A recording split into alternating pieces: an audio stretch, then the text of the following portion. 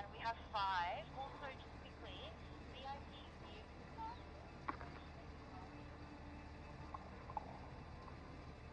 Go on 2, down at the pool, go on 2, down at the pool.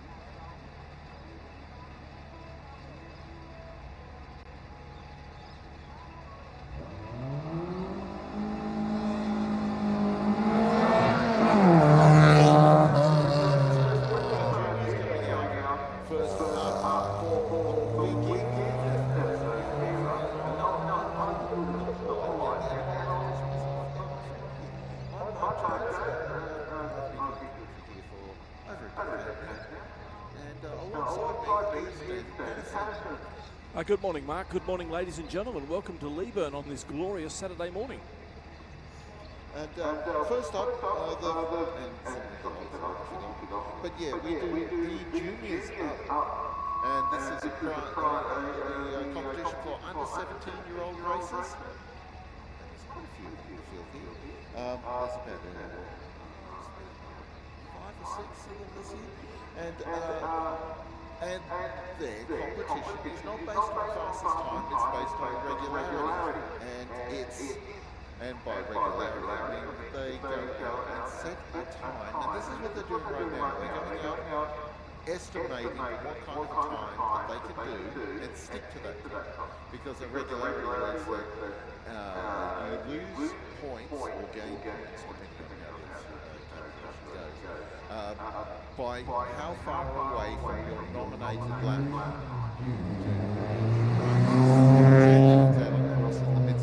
Yellow Mitsubishi Lancer right now.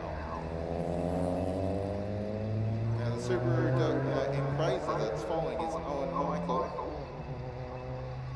And the Suzuki Swift coming out now will be Stephen Siegfried. Swift GDI. And yes, the juniors fight for the Michael and Collins Memorial Award. That's touching too, because I know Mike and Anne both did a lot for the juniors in there while they're active in motorsport. It was good to see them encouraging. I have to wonder, are we sending the juniors out first thing in the morning because they're the only ones young enough to be up at this hour?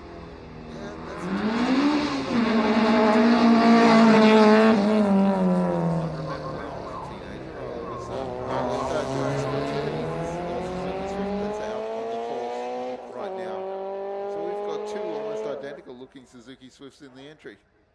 Yeah, Jordan Spiteri very enthusiastic off the line and into turn 1. This will be the quickest run of the day so far. I'm calling it early. Well, Suzuki Swifts are surprisingly quick.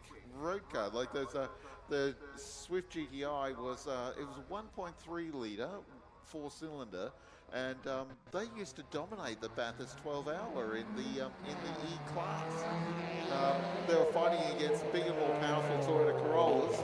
Whoa! And we've gone sideways in the Wickham in the car 231. The Hyundai Excel has lost the back end. Jai Wickham it is, and he lost the back end of the car going through turn 1. I guess that's one of the things with front-wheel drives. The back end of the car can get unglued. Yep, and the driver's sitting there obviously not injured, but very, very annoyed with himself. You can see him remonstrating there behind the wheel. He's obviously disappointed that he's damaged the car. Fortunately, it doesn't look that bad. A bit of cosmetic damage, but there won't be anything mechanically wrong with the car. It's a side swipe, so yes. So the side of the car has taken the impact. So he's hoping that the panels on the left-hand side of the car have taken the damage. Got a feel for Jai. Yeah, poor guy. He's very disappointed with himself. Simple little mistake. Mind you, I love his race suit. That's a gloriously coloured race suit. You're not going to hide him anywhere. Bright orange with red sleeves and yellow stripes on the side. That's spectacular. Okay, so we're going to have a brief delay in the program while Jai's little Hyundai gets retrieved. Although I really think it looks like he'll be able to drive that back.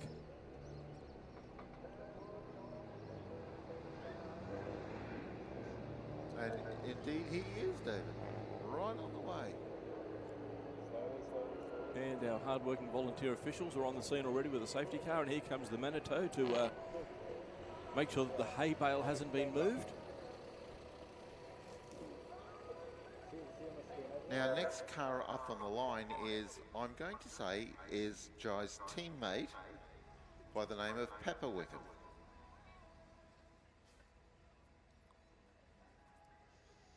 He's actually moved the hay bale a good distance. Yeah, that was, yes, the back end of the car did get quite unglued.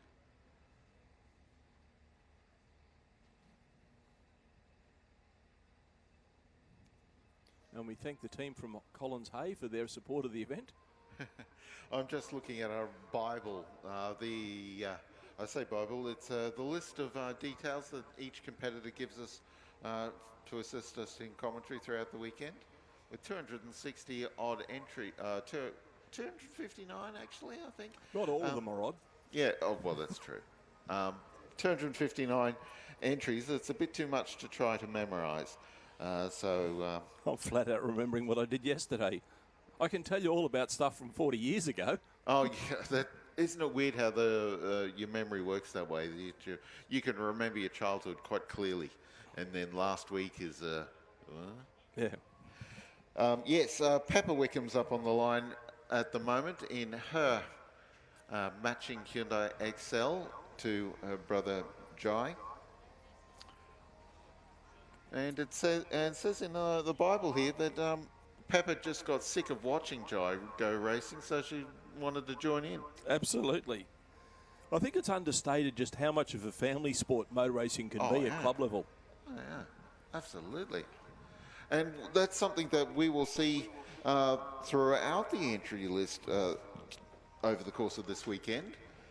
Like, for example, the extended Murray family team, who've got around 4 Fiats in the entry list.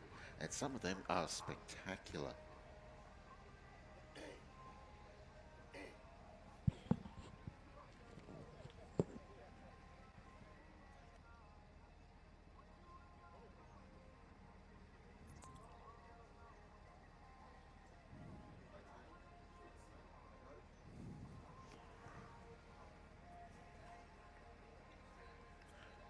So yes, Pepper Wickham will be on the line up next.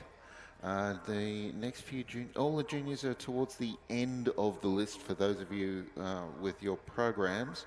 In fact, I think Pepper's actually due to be the last of our juniors going out to sit around.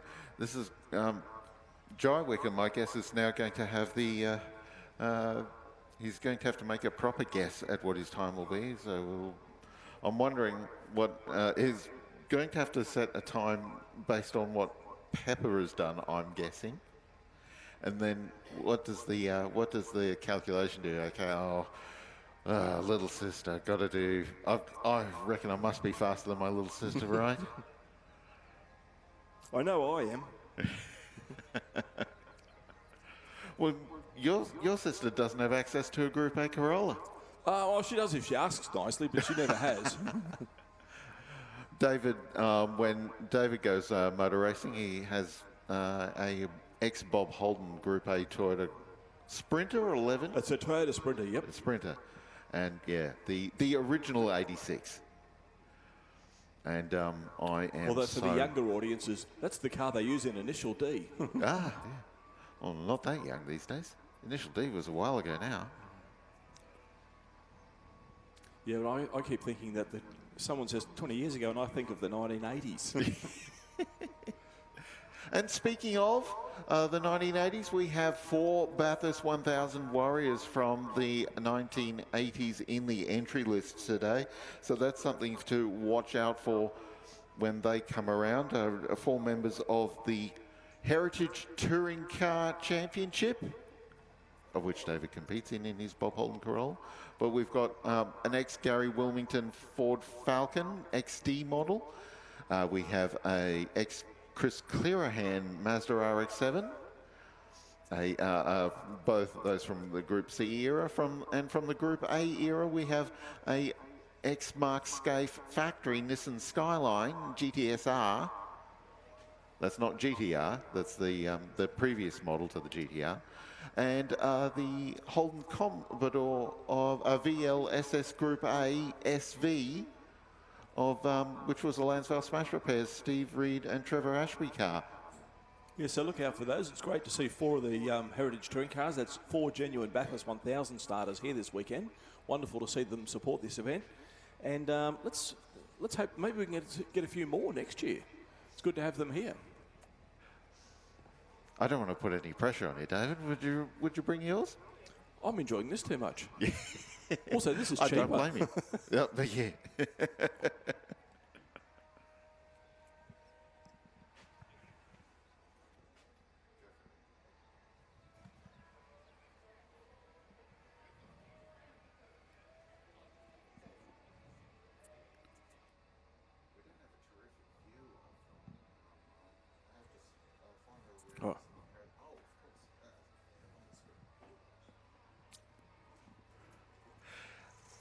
Of course, a thank you to all of our sponsors here at Historic Leyburn Sprints. Collins Hay, Southern Downs Regional Council, Queensland State Government, Speed Cafe, your daily racing fix, Boral, building something great, JMC Performance, Loaders Are Us, Tate Freight, Grain, Cotton and Oversized Transport.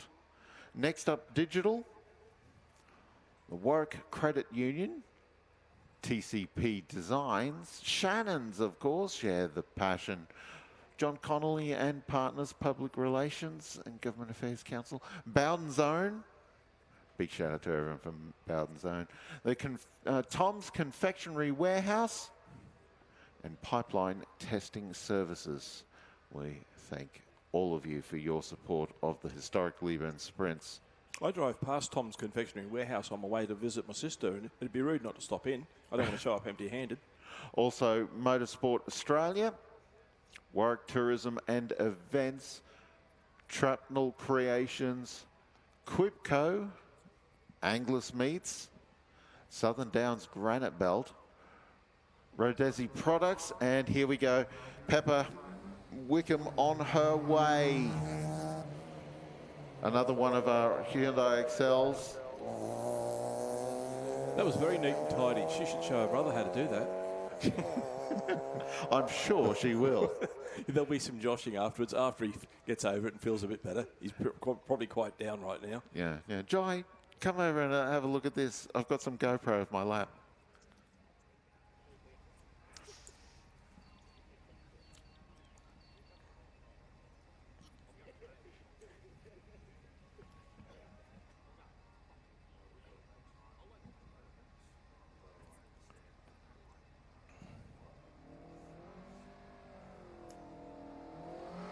Next car on the line, another one of our juniors. This is an earlier car. This is Braden Lawrence in the 1600cc Mark 1 Escort.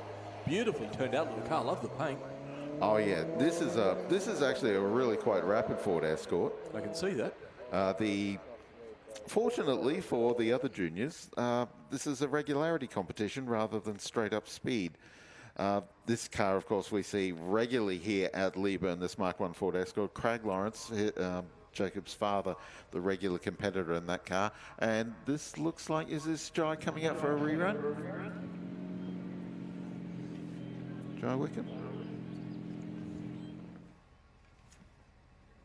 No, Erica Ferdinand, another Hyundai Excel. Most of them running the 1500cc engine. Of course, the Hyundai come with a 1300 or a 1500. You wouldn't run a 1300. Well, the explosion over the last decade of Hyundai Excel racing makes them quite an easy thing to get a hold of, and there's plenty of knowledge in how to run them and how to make them faster. Yep, some of the motorsport suppliers are now even selling kits, basically how to turn a Hyundai Excel road car into a race car just buy this kit and fit it. That's fantastic. Erica's been racing in the competition, racing in competition since she was 14, and at Morgan Park and Millmerran and Carnell Park, as one of our minis is on the way. That now. looks like Matava Sternbeck in the 1600cc Mini Cooper S. Oh, that was wide. She's kept it off the hay bales. If it stirred up some dust. Mahava is actually a Formula V racer, so she's got some advantage and experience over some of the other cars on the drivers in the junior field. 222 up on the line now, having a second run. Oh no, we've got two drivers. We've got Hannah and Owen sharing the car. They're consecutively Indeed, yes. numbered, but obviously they can't run consecutively. So that's another brother and sister combination. And this is Owen at the wheel. We saw Hannah earlier. The rat bag on the back of this Subaru. The car's been here for several times, actually.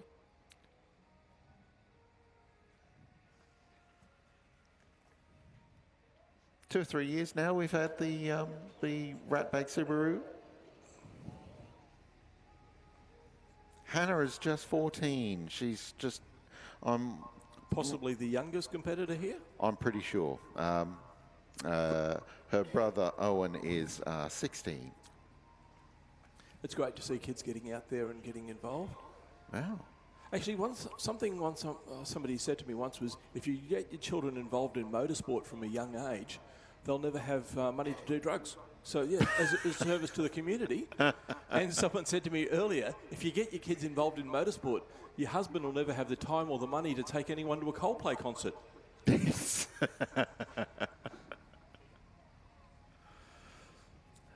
Yes. Coldplay providing such an excellent service for the community. Mind you, I don't think divorce lawyer specialists are all that appreciative of Coldplay these days. Or maybe they are, because it's giving them business. Right, so that is all of our juniors, because now I can see our veteran cars lining up to take the start. So having gone from a bunch of cars near the tail of the entry list, we now go to car number 1. Now this is the first time we have had 100-year-old race cars. And it's not just one, we've got 3. One of them's been racing here regularly for quite some time in Justin McCarthy, and he'll be up first in the Austin 7. And yeah, he's been racing that car here for a decade. So it's had that 10 years of competition here at Leyburn to age up to 100 years old. The other cars, the Chisholm family, and thank you so much to Brian and David and the extended Chisholm family for bringing your... Now, I had a chat to former Shell Australian Touring Car Championship commentator David Rose last night, and he said, no, I shouldn't call them Centurions. Centenarian is possibly the correct term. Actually, yeah, Centurion is one of a legion of 100 soldiers. Yes, but Centenarian is something that you more normally apply to a person rather than a car. So maybe we use Centenarian, maybe we just use 100-year-old race cars. The Amel car that Brian Chisholm is racing is up second in the queue, and that's 101 years old. And David Chisholm's car, the Crossley Roadster, is 100. So this is magnificent. These ancient warrior race cars. The original Australian Grand Prix in 1928 was won by an Austin 7. In all fairness to Justin McCarthy, who's driving the Austin 7 here at the front of the field, that Austin 7 was quite a bit more, was quite a bit faster at the Australian Grand Prix, which is held at Phillip Island. Not the Phillip Island we know today. I mean, it's the same island, obviously. But the original Phillip Island course was basically a large rectangle on the public roads there. They still have signs there nowadays showing you where the original road course ran. And they've got some gorgeous names too, like Gentle Annie Corner. As Justin gets underway, Justin is 85 years old. So car number 1 is rather fittingly the oldest driver in the field and the second oldest car. Tips it into turn 1. Car's being a little uncooperative, a little spluttery on the exit of turn 1 there. Probably didn't like the cold start. 750 cc's. 7 degrees when I woke up here this morning, but it's turning into an absolutely glorious day. By lunchtime, it's going to be beautiful. I think it's absolutely beautiful right now, but actually, I'm half you're right, Tasmanian. Well, we're standing inside with the jumpers on. So car number 2 on the start line now. This is the Amel car, and oh my goodness, this... I mean, they were common enough in the day, but I think this is only about the second Amel car I've ever seen. And 900 cc's, 1924 C4 Amel car. Sorry, it's the Crossley that's the 101-year-old. Yeah, the Amel car was restored from the ground up by Brian's late father Graham, completed in 1988 in order to compete in the 1988 Bicentennial Rally from Brisbane to Canberra. It produces 6 horsepower with a 3-speed straight cut box and has a cruising speed of 40 miles an hour. Which would have been very quick 100 years ago. Well, You'd be shooing people out of the way. 40 miles an hour is still illegal, except if you're on the road, on the highways getting down here. But,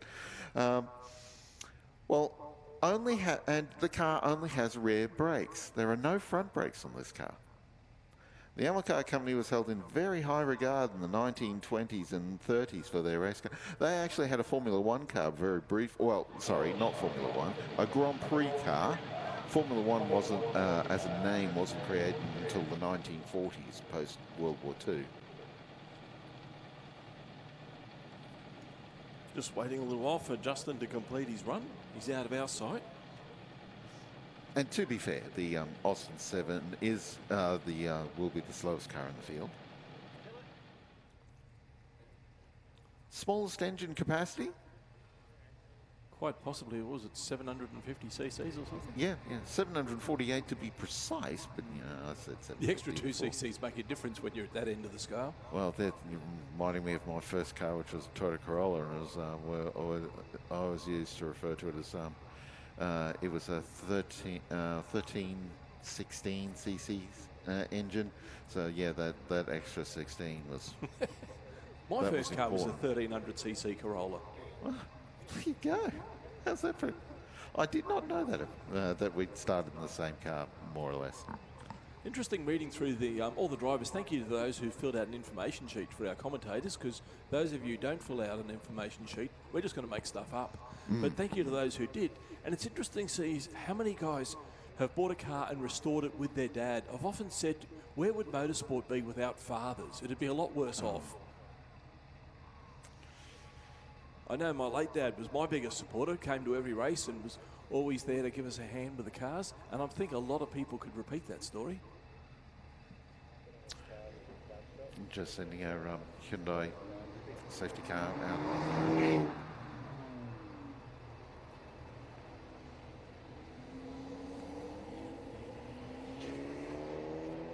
Quite an impressive thing, those i30N series cars.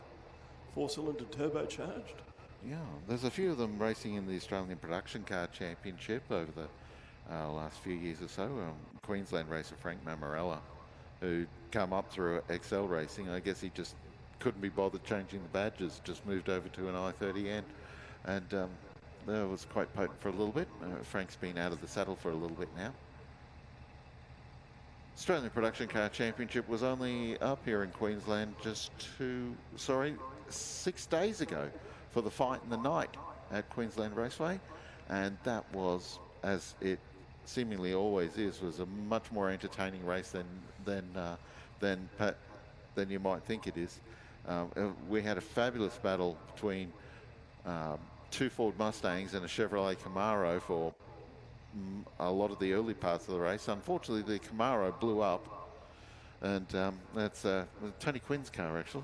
That was the game over Chevrolet Camaro. I wonder a little bit if that's tempting fate a little bit to badge your car as game over.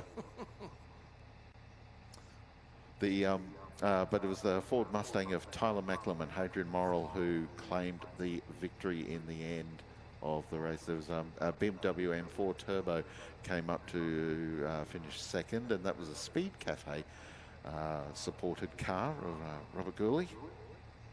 I notice Brian Chisholm's got out of the car and waiting, so maybe he's had to switch it off and he's ready to hand crank it. So the course car's gone out, so we don't know what's happened to Justin, but once again we'll say thank you to our sponsors, including Pipeline Testing Services, John Conley and Partners, who do Public Relations and Government Affairs Council. And Bowden's Own, of course, makers of the best quality car care products you can get. They make them right here in Australia, in Queensland, in fact. And I use Bowden's Own exclusively on my cars. They have the finest of a fleet of testing of vehicles to test their products on. Yeah, that's interesting how they actually got into car care, because basically they were using premium overseas-made products and they were disappointed with the results. So they paired up with the University of Queensland chemistry students to make new products and very thorough testing before they go to the market. Thanks, of course, to Collins Hay and the Southern Downs Regional Council, Queensland State Government. It's great to see government support. Obviously, an event within a township on public roads, you couldn't do it without government support, so we really do thank them for being part of this event.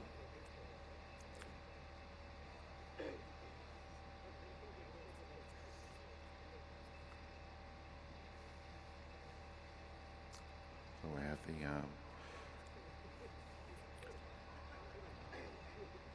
now we do have after the Chisholm family, Brian and David, come through with the Amilcar and the Crossley, we do have some more 90-plus-year-old race cars coming through after that.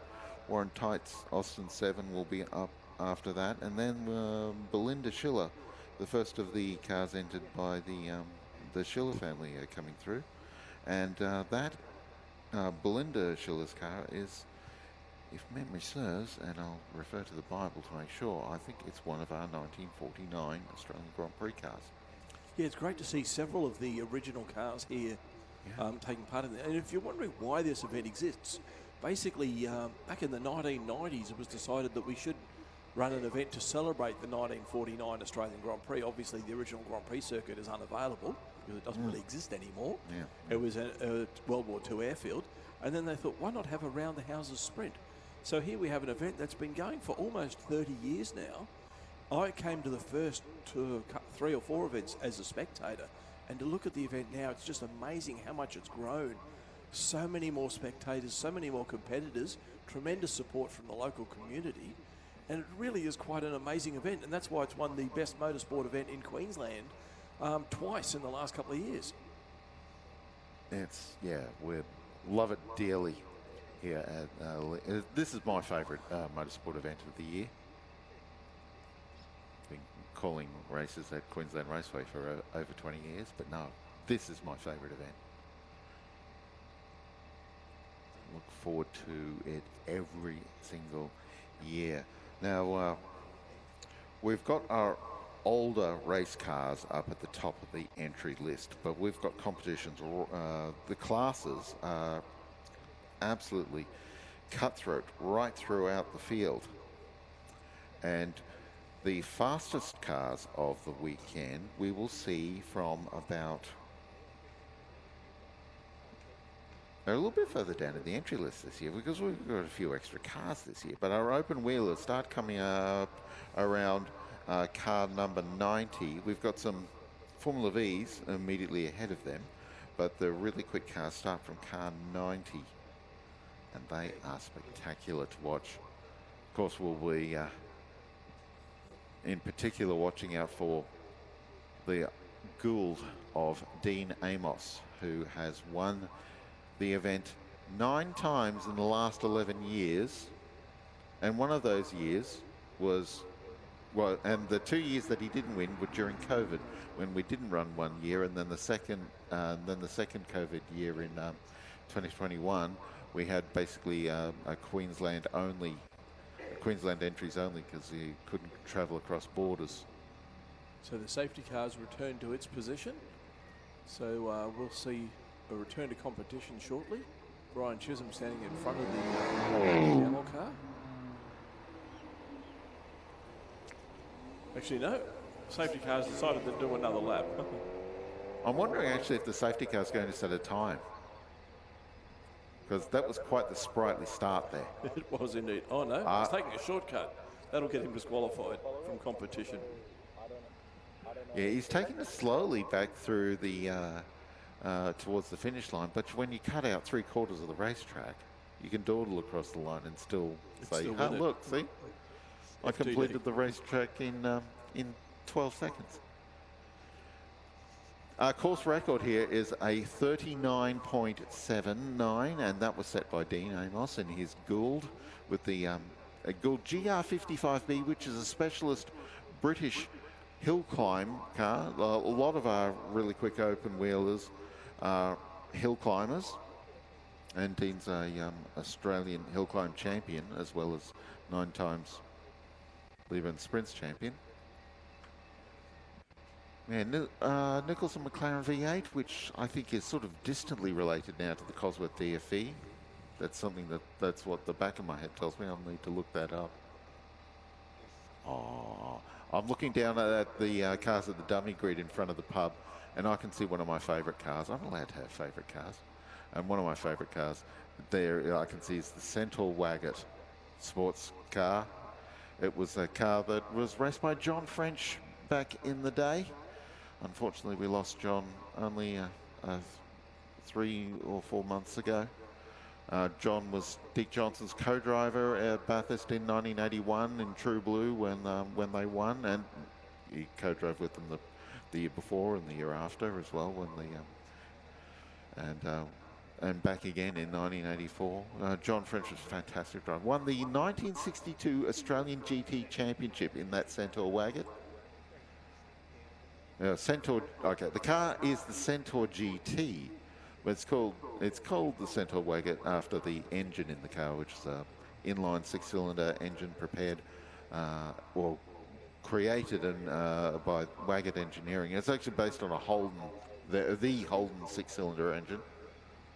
But Waggett, of course, were legends for being able to create extra horsepower out of their engines. They're perhaps even more famous for their 4-cylinder version, the Waggett TC, which was based on the Ford Kent engine. Went into a lot of race cars as well, open wheelers in the 1960s. Of course, sports car and GT racing was huge back in the 50s, 60s. Yeah. It started to wane in the 70s when touring cars basically just took over. But people who are older than me would remember back in the days when sports cars and racing cars were the headline act. And basically touring cars were some sort of a novelty down the bottom of the program to fill in the gap on the program. And of course, then as Australia just touring car racing took off, but the rest of the world never really followed our passion as much as we did. It was a slight bit of a shame, but we wouldn't. I don't think any of us would be here without the Bathurst 1000 and the touring cars off the back of that. It's brilliant bit of Australian history. But yeah, certainly we should certainly, like, for those of you who are firm believers in local talent, Matt Campbell grew up here in the Darling Downs. He was his grandfather Bill ran Morgan Park Raceway for many years, so Matt was always around a racetrack, and came up through Formula Ford and Matt entered the Leyburn Sprints here a couple of times. He's with his own road car, which was a Datsun 1200. But yeah, then got to be really big in Porsches, and just 3 months ago now, he lost the Le Mans 24-hour by just 15 seconds. He and his co-drivers in the factory Porsche 963. Here comes the Amilcar, Brian Chisholm at the wheel. Amilcar C4, 900 cc's. And yeah, Brian taking it nice and easy in the Amilcar. And we've got a rerun coming up here. The Subaru is coming around again. So that's a bit of a clue as to what's happened when we had that delay before. When a car comes around for a rerun, it's because the car before them has had an off. Yeah, they stage the cars about half a lap apart, so theoretically, if everything goes fine, you never see the other guy. But if the guy in front of you has a drama and doesn't complete his lap, or completes his lap at a greatly reduced pace, you will catch him. And yeah, this is a sprint, so passing's not allowed. You've got to follow him across the line and get a rerun. It's 222, so this is Hannah at the wheel. Sorry, no, it's not Hannah, it's Owen driving. You'll see there's 2 race numbers on the side of the Subaru Impreza, 221 and 222, and they put the sticker through the race number of the driver that isn't in the car at the time. So with the sticker across the 221 on the car, that means Owen's at the wheel. And here comes the Crossley. David Chisholm at the wheel, 2.5 litre engine, so yeah, the big block. Running the famous British racing green colour scheme. It's a Crossley Roadster, another 100-year-old car. My goodness. What a glorious thing to see. Slightly fast. Oh, we see, if you see the big screen there, we can see the 2 Chisholm family cars were driving directly at each other head on. which is slightly intimidating. But of course, we have it's not a crossover. There's turn 2 and turn 6 are effectively the same corner. You just approach them from different directions. There's a big concrete wall in between, so that helps. Car 6 is next. That's Colin Schiller's, owns the car, but Belinda Schiller is the driver. Daughter. That's an MGTB. And that is one of the 1949 Australian Grand Prix cars. That's magnificent. We've got 3 of them here. 3 of the cars from the original 1949 Australian Grand Prix at Leyburn on the old World War II airstrip. That's amazing. An event 76 years ago, and 3 of the runners are here this weekend. Next, they're coming thick and fast now. We've got car number 7 now is Barry Smith in the Ford V8 Special. One of a number of open wheelers that's been built here over the decades with the flathead Ford V8 engine, which revolutionised motorsport at the time. Suddenly, much larger horsepower was much more easily available to almost anyone. Very similar car right across the line now. This is Al Bishop. The ex-Mike Collins car. Well, racing Mike Collins car, I should say. Another Ford V8 Special. Interesting story about the Ford V8s is Al Capone actually wrote a letter to Henry Ford congratulating him on the V8 engine of the 1930s and basically extolling the virtues of this engine and how it enabled him to drive away from all of the Chicago police cars. Now here's the Robinson Jaguar Special. That's such a big car compared to the other cars, the other race cars of the era. Monoposto, which is basically a single-seat racing car. Based with Jaguar XK120 running gear, so that legendary Jaguar XK engine that went into almost everything at the time. An Australian Grand Prix was won by a car with a Jaguar XK engine.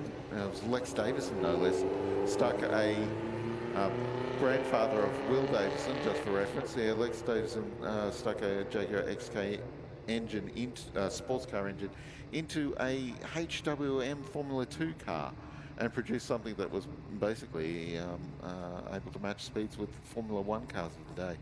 Heading around the back of the circuit now, Craig Carlson in the MGTC Special from 1948. And Colin Schiller will be next. Yeah, sitting on the line. In an MGTC from 1950. This car was clocked at 186 miles per hour when it was being raced by Bill Pyle back in the day. 186 miles per hour. Well, it's certainly not doing that at the moment. Car not quite running cleanly. No, that's definitely less than 4 cylinders firing. And yeah, certainly some unburnt fuel coming out of the exhaust pipe on that car. Now we've got a D-type replica coming up now, a Jaguar D-type replica. My goodness, how good does this thing look? How does it sound? The glorious Jaguar 6-cylinder engine. Went into the C-type Jaguar, the D-type, the E-type. Mark 1 and Mark 2 Jaguars that were raced by guys like Ian Gagan and Bob Jane back in the earliest days of the Australian Touring Car Championship. But this D-type replica, the D-types were the kings of Le Mans in the 1950s. And one of the things in particular about the Jaguar D-type was disc brakes. Next car through turn 1 is the Electron Minor Fairthorpe of Lance Bucco. I've never seen one before. What a beautiful little car. Yeah, wasn't run for very, they weren't made for very long. It was actually an Australian who created the Fairthorpe Motor Company, who was an Air Vice Marshal during World War II and stuck around in the UK afterwards. Next entering for turn 1 is Graham Branch in the Betson Enfield with a 700cc engine. Actually, that's a contender for smallest engine at the weekend. Yeah, that's even smaller than the then Justin McCarthy's Austin 7. It's a little bit squirrely. Coming out of turn 2, heading up towards turn 3. So it may only have 700 cc's, but it's enough to break traction. Motorcycle power, of course, infield motorcycle engine in that car. John Devitt's up next. He's driving a Holden Special from 1957. This car was built by Glyn Scott in the early 50s. Glyn Scott, great Queensland racing driver. One of the best of 1950s, 1960s Queensland racing drivers, and unfortunately, Glyn no longer with us. He was killed in an accident at Lakeside in his race car. His sons, Tony Scott and Gary Scott, went on to have touring car careers. Oh, hello, the safety car's been called for. So I'm just looking down towards the end of the lap, and I can see the Bill Path Special. We're checking our monitors, but unfortunately the cameras don't cover the entire circuit. Yeah. So something's happened outside of our view. I could see Graham Branch's car coming back to the finish line, so it looks like the problem might have been with Devitt and the Holden Devitt and the Holden Specials on the start line, of course. My bad. So if Branch was coming around to the finish line, then presumably the problem was with Lance Bokert in the Fairthorpe. Lance has been. I had a chat to Lance yesterday. Yeah, the Fairthorpe Electron. Yeah, it was a British small sporty, so they've someone's brought that car out to Australia, independent import.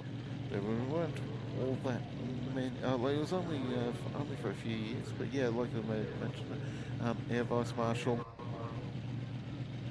of the RAF, but he was Australian, and created the Thorpies.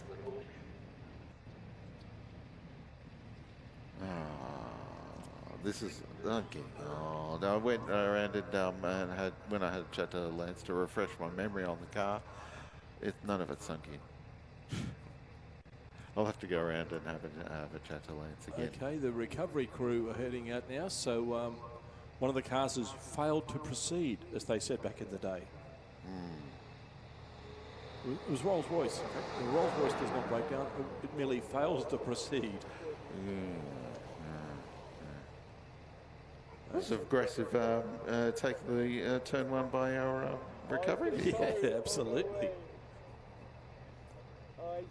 Keeping the show on the road, and we might take an opportunity to say thank you very much to the volunteer motorsport officials here this weekend.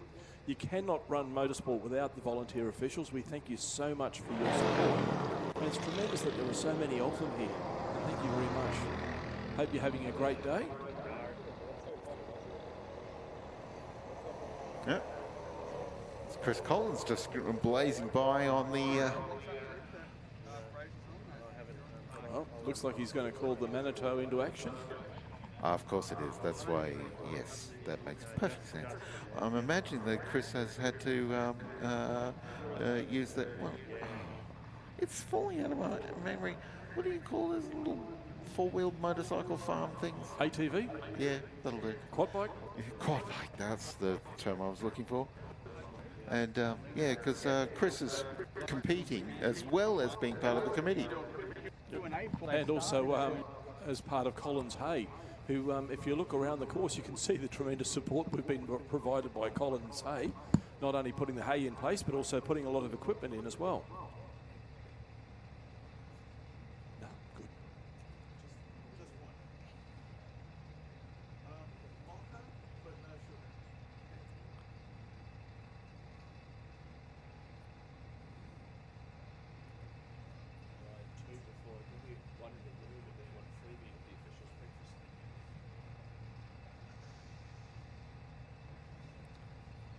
And looks like we've got another vehicle heading out to assist in the recovery. Traditional motorsport problem, of course, first thing in the morning, the track will be quite cold. Very cold, very slippery. The tyres will be stone cold. You can warm your engine up in the pits, you can't warm your tyres up. Well, you can, but it would be frowned upon to do a burnout Yeah, well, you can do in the it paddock. once. Yeah, you can do it once and then be invited to go home. It's like jumping out of a plane with without a parachute. You can do it once. Well, yeah, what's the old joke about parachuting? If at first you don't succeed, then parachuting is not for you. Yep. My nephew's a pilot, and he jokes that any landing that you can walk away from is a good landing. That's a common enough phrase. Yeah, that's I've heard that once or twice before. Just looking at the cars lined up in front of the Royal Hotel here at Leyburn. Of course, since the very beginning, the Royal Hotel's been a cornerstone of the Leyburn Sprints. I remember when we first came here, it was very much a sawdust floor kind of pub, but it's pub has been rebuilt, renovated. And it's also been extended and extended and Yeah. extended. I had a very nice dinner there last night, and then stayed back to listen to the live music, chat to some friendly locals. A lot of the renovation work was done during the ownership of Brisbane Broncos legend Shane Webke, who comes from Leyburn, his hometown, and Shane's here again this weekend. He is part of the organising committee. He still looks just as fit today as he was during his playing days.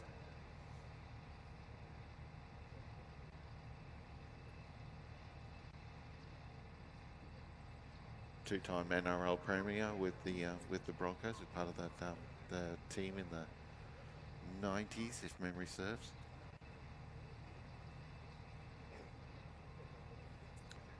We see on the screen there some of the cars coming up there. John Devitt sitting on the line in that number 20 badged Holden Special.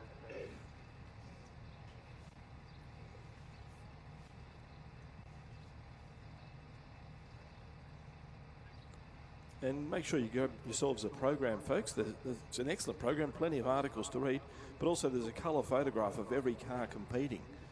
So you can follow through the program and see what's coming up next. Now we can see the green car with that yellow around the grille there, and parked in front of the pub, which is now being obscured. But Shane Murphy in a Lotus 7 that's coming up very shortly. And see Bradley Goulding's brought his Notice Sportsman up to the line.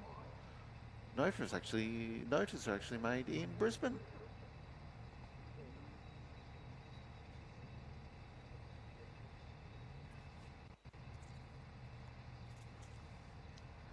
After John Devitt, we can see Evan Reedman's MGTC lined up next in the queue behind the Holden Special.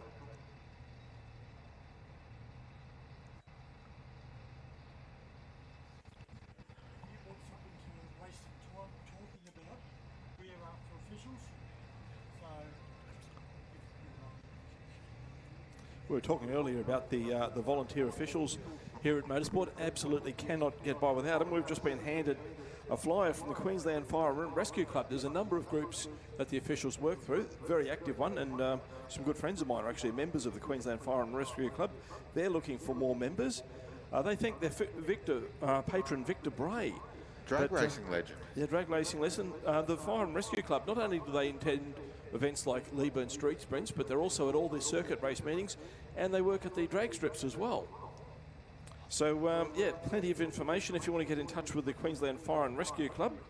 You can find them at QFRC, Queensland Fire and Rescue Club.org.au. Get in touch. They can tell you all about what's involved, you get a free entry to the event, you get a free lunch, you get the heartfelt thanks of the competitors.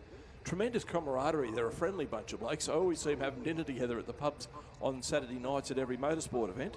And of course they provide all the training. You don't have to be a civilian fireman. They can provide all the training you need.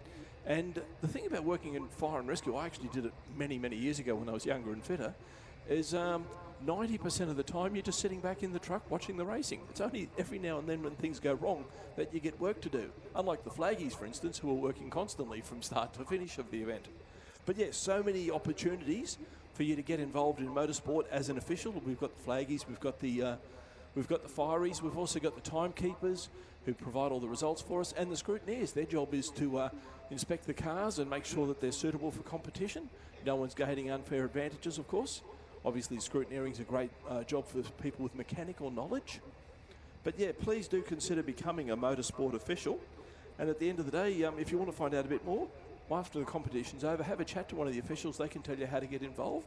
Or you can get in touch with Motorsport Australia, and they provide an excellent free training program for volunteer officials. Just looking across the view on screen there, so there's a bunch of Formula Fords and Formula Vs getting ready to come up. There's the Gulf sky blue and orange colours. That's a Bowen Formula Ford. There's Triumph, not a Triumph, that's a Sunbeam Alpine a little bit further back. A red open top convertible. Of course, the Sunbeam Alpine most famous for the Mel Brooks scripted TV series Get Smart. It was Maxwell Smart's car for... Actually, he had several cars over the course of the years. Yep, he had the V8 powered version of a Sunbeam Alpine, which was actually called a Sunbeam Tiger. That's right. Yep, little 3.5 litre V8 engine. Obviously, you struggle to sell an English 4-cylinder in America. But yeah, in my personal opinion, the Sunbeam Alpine, one of the best looking of all the British sports cars, and there were so many in the post-war era. Wow. There's a few AC Cobras on that subject in the entry here. Cars that descended from the AC Cobra, which is another 4-cylinder car that went to America and acquired a V8. Yep. And the 4-cylinder Bristol engine originally, which was a 6-cylinder Bristol engine originally, and which was used by the Bristol Formula One cars of the time. But then a bloke by the name of Carroll Shelby, who did a thing or two in motorsport, decided that sticking a Ford Windsor V8 would be a good thing, and created the Shelby Cobra. There is an actual Shelby, in fact, no, there's actually two Shelby GT350s here this weekend. One on display, and a shout out to Hollywood Ross from Shannons. Phil Ross, of course. Known as nicknamed Hollywood for a couple of decades ago. But Jim Hodgson actually has a GT350 in the entry. So we'll watch out for that red fastback. I mean, technically it's a Mustang, but it's a GT350 and you don't call them Mustangs. The Shelby owners can't get a little bit annoyed. No, it's not a Mustang. But that's coming up a little bit later. That Bowen Formula Ford that's sitting on the line there, sitting a little bit back from the line. Kim Wells driving the car, Bowen P6F.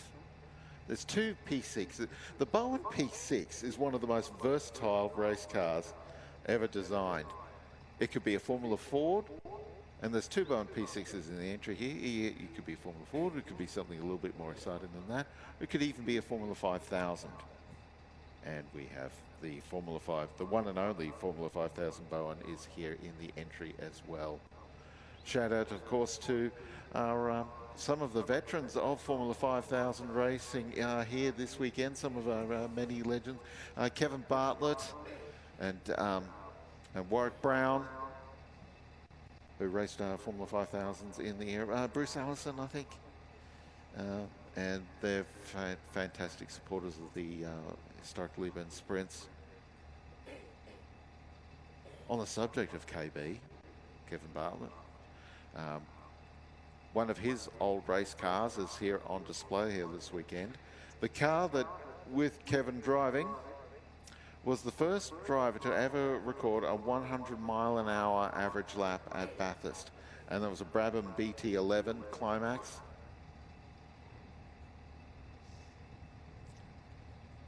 Yeah, I was looking at that car. Oh, you were with me. We were looking at that car yesterday, and absolutely beautifully turned out by its current owner, professionally maintained, and it shows when you look at the presentation. Yeah, gorgeous looking car in the yellow colours of Alec Meldrum Racing. And competition gets underway again with John Devitt sprinting down towards turn 1. This car is one of about 5 cars that have been brought here by Bevan Batham, who's been a fantastic supporter of the Historic Leyburn Sprints for well over almost since the beginning. And this is the first of the Batham collection cars that are running around the course. 1957 Holden Special that was built by Clint Scott. No, it's not the first of our MG. We've had a couple of MGs out on the track already. The MGTC, which is probably the most, and there will be some discussion on that, probably the most famous MG of all time. Certainly one of the most heavily raced. It was their absolute go-to for people who wanted an off-the-showroom floor race car, the MGTC. This one running a 1500cc supercharged engine. Supercharging was actually quite common in racing cars back in those days. Indeed, yeah. The MGTC was MG's car, high-performance car leading up to World War II, and then again immediately after World War II. Next, we've got Peter Turnbull. In the Turnham Steel City Special from 1960, 3-litre engine. It's a Holden-based engine, and it's built in the style of an Indy car, Indianapolis 500 style racer, and one of 15 cars that Peter has built over the years down in Tasmania. John Barham passing our position now in the Lotus 7 1500cc, one of the very early Lotus 7 cars from 1962, beautifully presented. John Barham, of course, was a multiple Australian champion in 1300cc sports cars, so he'll be right at home in this thing. And then 2000cc sports cars a little bit later with the Chiron. I've said this before, one of my favourite cars in the field, the Centaur GT, being driven this weekend by Neville Birtwistle. Neville, a former competitor in the Heritage Touring Car Series. He's got the Bruce Hodgson Ford Escort RS2000. The car that famously followed the Ford factory team 1-2 across the finish line at Bathurst. He wanted to get on television, so he tucked in behind the 2 Ford Works team cars and then popped out into shot as he went by, as they crossed the line. I remember Peter Jansen tried to do that with Peter Brock one year, only a couple of years after that. And Brocky actually no, it was the Commodore, actually, not the Turan. And Brocky sort of said, "Oh, yeah, you're not going to do that to me," and sort of suckered his, changed his line going into Murray's Corner to come up to the finish line, and suckered Jansen into spinning his car off the track. Didn't hit anything, but funny in its own right. Next will be another Bevan Batham car, this one driven by Matthew Devitt, a Centaur Clubman from 1965 with a 1098cc engine. Of course, that's the engine that powered the original Mini Cooper. Now, one of the things that you asked me yesterday, David, about is there a car in the field that's competed in every Leyburn Sprints? This one. That's tremendous. And Matt driving each and every time. What an amazing record. I mean, this is about, as I said, this event's been going for nearly 30 years now. So to do every single one of them in the same car is really quite extraordinary. Centaur Clubman, yeah, as you said, the BMC 4-pot motor.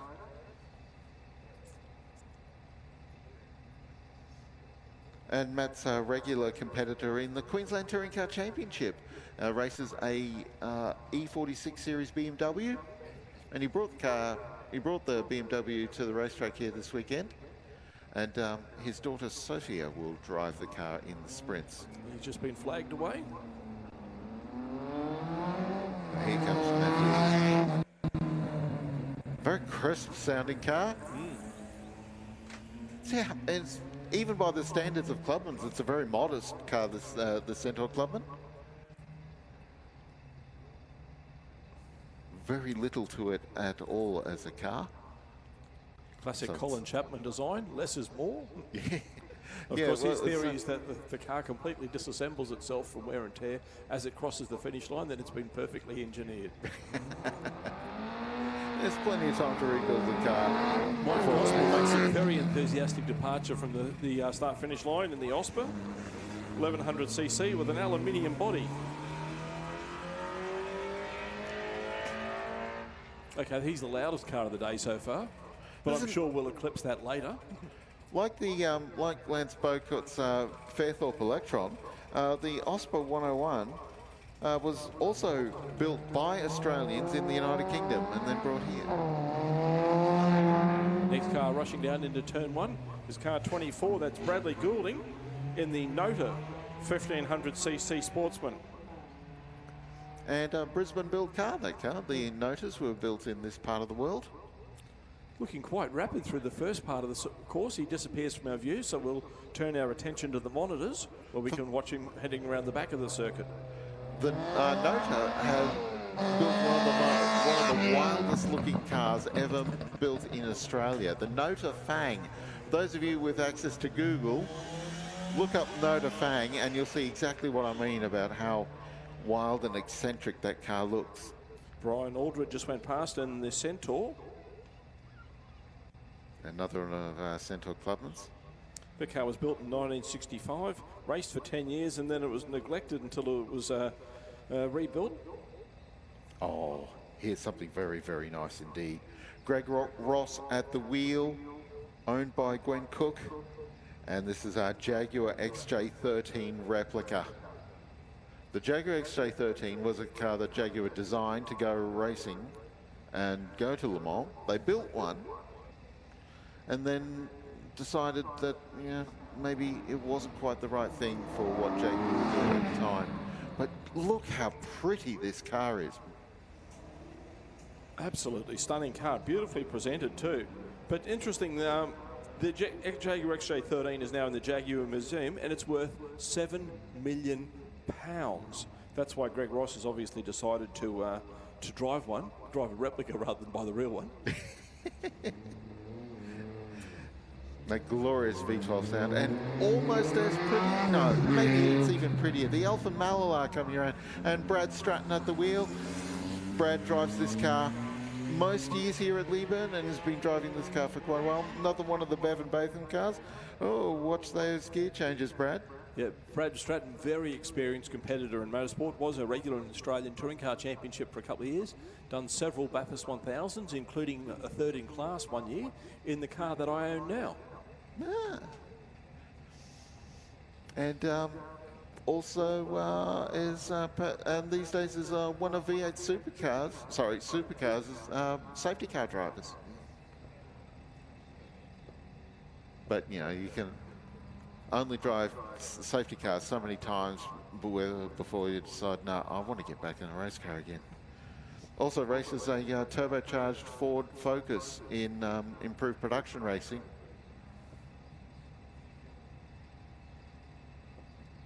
His regular co-pilot in the safety car is his wife, Bernice. Brad and Bernice, regulars at motorsport events all over the place. Bernice races herself as well and doing sprints events in a Mazda MX-5.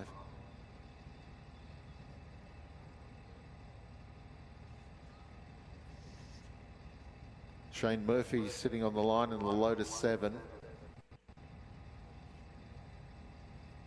There's a little bit of pause in proceedings. So somebody has failed to complete their lap. Nothing on the monitor, so there's one little black hole in the footage where the cameras don't reach every part of the track. So we can't tell you what's happened, but somebody hasn't completed their run.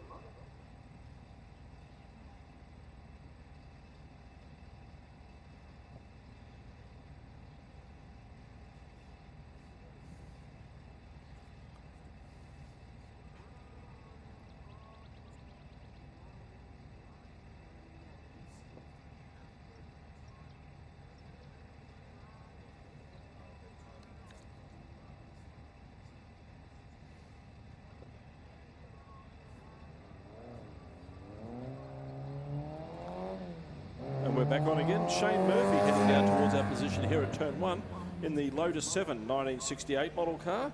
He's owned that car for 20 years now. Runs the Ford Kent engine. Total weight 498 kilograms. Isn't that marvellous? And that's pretty useful horsepower. You know, the Ford Kent engine, I mean, that's the engine that went into a lot of Formula Fords, was then later redeveloped by Lotus into something substantially more powerful as well. This is a first-time car here at Leyburn. Trevor Pathers coming around. A Volkswagen Wasp, you probably know it's Volkswagen powered by just opening your ears. 1800cc engine, beautifully presented car. I love the paint on it. Absolutely, I love the car a lot. Yeah, Trevor's actually a retired spray painter. Ah, well, there's a hint as to why the car looks so pretty. Yes, obviously the ability to paint a car is not a skill that you ever lose. Oh, and here's the other Bowen P6. David Cross. 4.4 litre V8 engine, so that would be a Leyland V8. Yes. That was one of the things that was a little bit different about the about Formula 5000 racing was they took the aluminium Leyland V8 and stuck that in one. I think it was John McCormack's car that had the Leyland V8 amongst a field made up of Repco Holdens and certainly Chevy small blocks. Yeah, that car's been fastest historic car here at this event 6 times in previous years, including last year. Next to that car that we just saw go through was Kim Wells at the wheel of another Bowen P6F. That's a Formula Ford car. So yeah, it's the same car, but one with a 4.5 litre V8, one with a 1600cc Ford Kent engine. Christopher Hassman just went past in the Mofoco Sports 2000 car of 1980. Nope, that doesn't match our program. We've got a missing car. That was actually Daniel Hunt in the Argus Clubman. Oh, here's Keith Carling, former front-running sports sedan competitor, and this is one of his former sports sedans. Well, is again now, Mazda RX-7. Yeah, that car was a regular competitor in the Australian Sports Sedan Championship in the 1980s, and sports sedan racing was huge back in those days. They had big fields, lots of TV, and there were some very, very fast cars, and this is one of them, so it's great to see Keith out there in his original car, beautifully restored. Keith was the first driver to record 300 kilometres an hour at Bathurst on Conrod Straight in the sports sedan that followed this one, the Nissan 300 ZX Turbo. That was a magnificent race car, and that was peak sports sedan. We've got Formula V's on the track now. Yeah, Doug Angus just went past, winner of 4 Formula V Nationals. That's the very last Elfin NG Formula V that was built. Another Formula V coming across.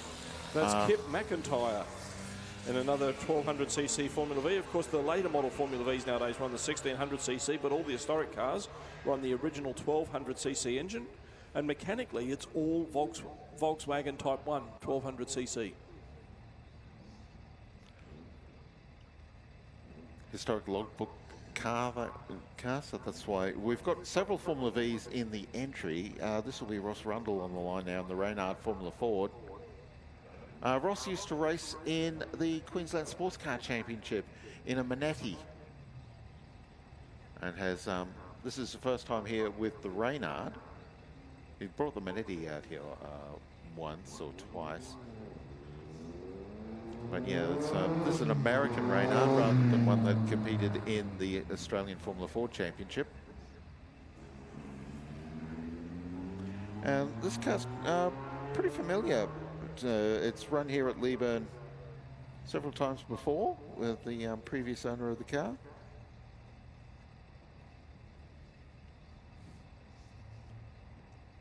Australian connection with Reynard, of course, was Malcolm Osler. Yeah, I was trying to remember chief which designer for his. Yeah, Mark was the spruiker and Malcolm was the designer. That's what was tripping me up. I couldn't remember Mark or Malcolm. Yeah, Malcolm Osler, yeah, chief designer, as you said, David. Amongst Formula Fords, they also made Formula 3000s. They made Indy cars. They made everything up to, and briefly, a Formula One. The Pacific Grand Prix team used a Reynard designed race car. The most amazing thing about Reynard is for many years they had the most extraordinary record of winning the first race they took part in every category they went to until they went to Formula One, and unfortunately they didn't win their first Grand Prix. They also didn't win their. They stepped briefly into British Touring Car Championship, building Ford Mondeos, and that didn't work out all that well for them either. Next car on the grid is Paul Ritchie in the Sunbeam Alpine. Oh, we're talking about this car. The car competes in what they call Group SA sports car racing. Now, Group S is production sports cars. They're divided into 3 divisions. So Group SA is your 40s and 50s cars, Group SB is your 60s, and SC is your 70s cars. And an absolute staple of historic race meeting is the Group S production sports cars. Queensland Championship is called the Capricorn Cup. There is a Goldfields Cup for the Victorian Series, and I forgot what the New South Wales series is called. But yeah, Group S historic sports car fields, historic production sports car fields, filled with cars like Porsche Carreras, De Tomaso Panteras, Chevrolet Corvettes, lots of MGAs, lots of MGBs, the occasional MGA, cars and stuff like the Sunbeam Alpine.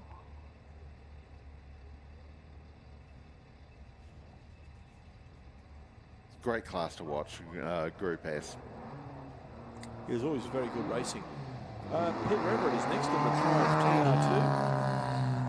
First Triumph of the weekend. There's actually, I think there's as many as 14 Triumphs in the entry list. Tremendous. A good friend of ours and a fellow commentator is a very keen Triumph devotee, and I always tell him that Triumph is the most inappropriately named car. I also remember a motorcycle enthusiast who was a stand-up comedian. He used to say that a Triumph motorcycle wasn't a Triumph motorcycle if it didn't lose half its body weight in oil overnight every night. Brian Cather just went past our position in the MGB from 1963. MGB, one of the most popular sports cars of the 60s. Mainstay of sports car championships all around Australia, until they were effectively replaced by the Mazda MX-5. They were the roadster for... Stephen Callahan just passes us in another MGB, just reinforcing our point of just how tremendously popular these cars were in 60s production sports car racing. They were made for around 20 years, MGBs. They were indeed, yeah. Never stopped racing them. There was also the considerably more exciting version of the MGB, the MGB GT, which had the Rover aluminium V8 in it. Lotus Europa coming by. Lloyd Jones just passing our position in the Lotus Europa, 1500cc engine. They were actually imported into Australia as a kit by the Gagan brothers, and they were assembled at the Gagan Brothers workshop in Sydney. I remember talking to motoring journalist Barry Lake. Did his apprenticeship with the Gagans. Lloyd Jones's car was originally a raffle prize, and it was used as a daily driver by the raffle winner, but now it's a race car. Jeff Messer just passed our position in another MGB, running the 1800cc engine, so that'd be the B series. Now we made mention, of course, just before about Group S, historic production car racing. This is Group S Plus coming down, Group T for slightly more exciting production cars, and it's a Bolwell. Barry Campbell, who's been racing here at Leyburn in Bolwells for quite some time now. This is the second of the Bolwell Mark 7s that he's raced here. And that car's running the 202 Holden motor. Most Bolwells were Holden powered. And here's the Clements family Ferrari. Stephen Clements driving the car that was raced in Italian Challenge. Oh, that was wide exit. It was an enthusiastic approach. He came in hot, and there was just enough road for him there. And that Ferrari V8's just loud enough that I could barely hear you through the fallback in the headsets. And another just as exciting car, Roy Devers in the Triumph GT6. Coming in very hot, but he makes the corner cleanly. That was much faster than the Ferrari coming through here. If you see the Ferrari in the paddock, you'll notice that it's got a cardboard cutout of Tom Selleck in the driver's seat.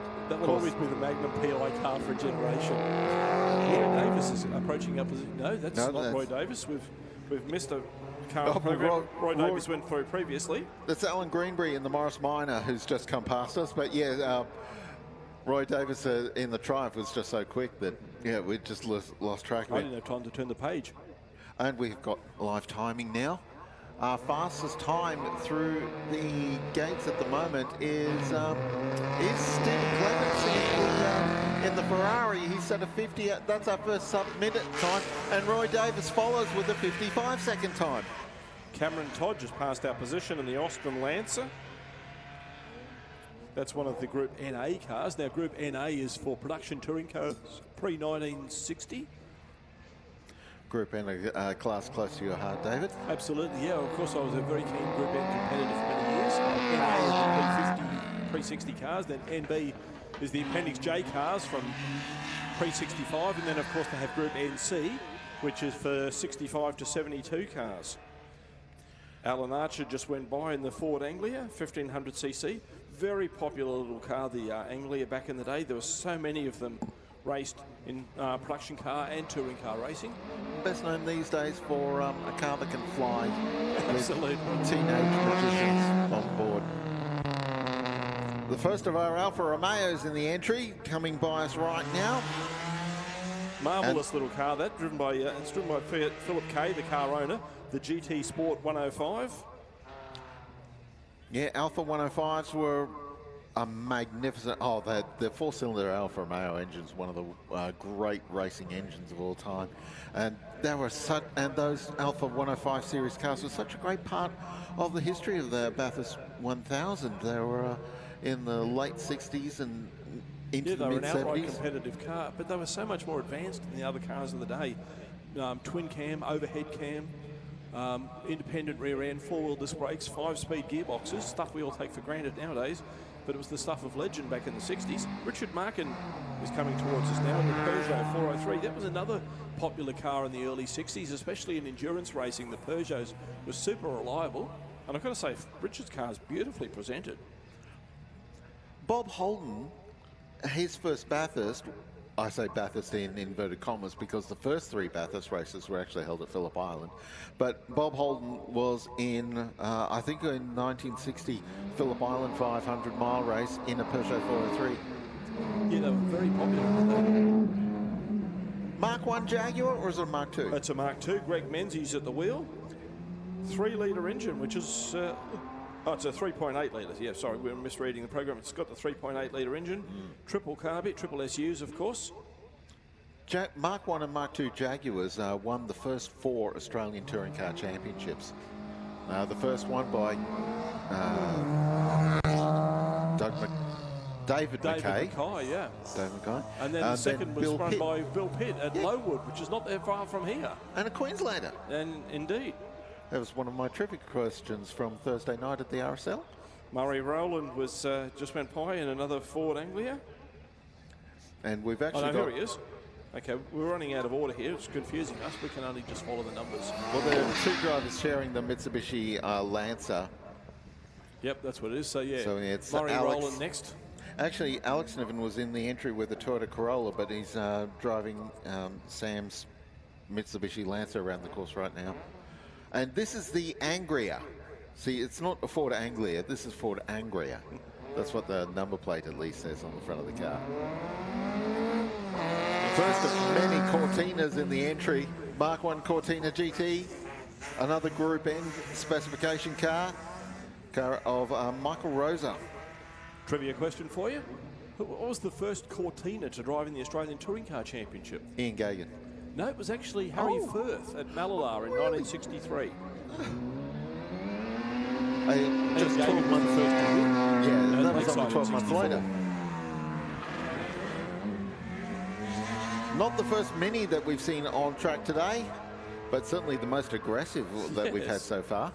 And he's not even listed in the program. He was going so fast they couldn't get the details. Car 101, so it's a bit later in the entry, just running up. This Rodney Hansen, who's a regular here at Leyburn Sprint, just shifting class from the class that the car was entered in. We're back with another Alfa Romeo now. It's a later model 2000. They started as the 105 series car started as a 1600, went up to a 1750, and then settled on the 2000.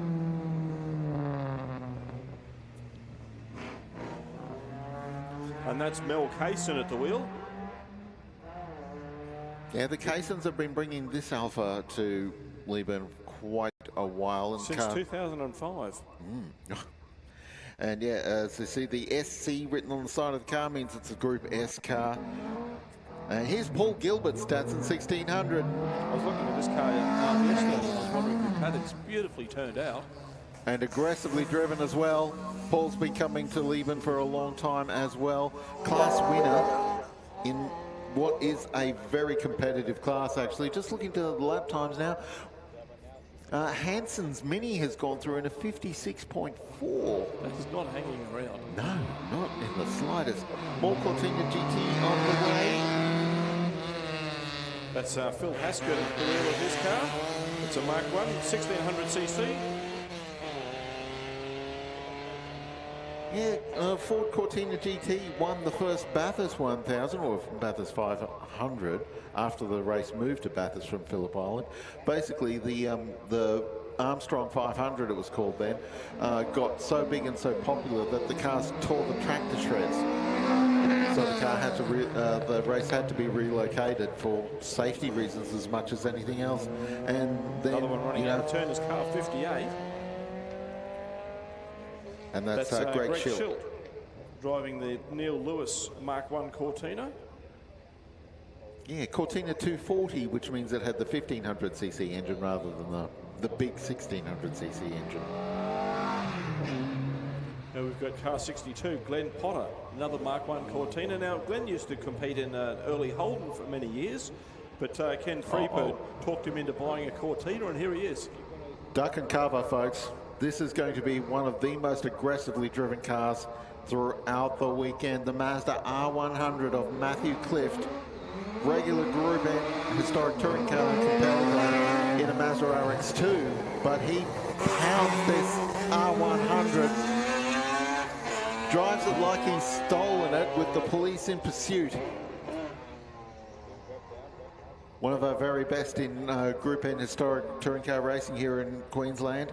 Former state champion, been competing since he started racing a year after I did, so that's more than 30 years.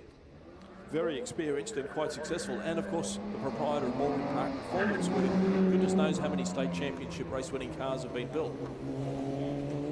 Steve Ether just went by now in the Jaguar XJ6 4.2 litre straight six engine.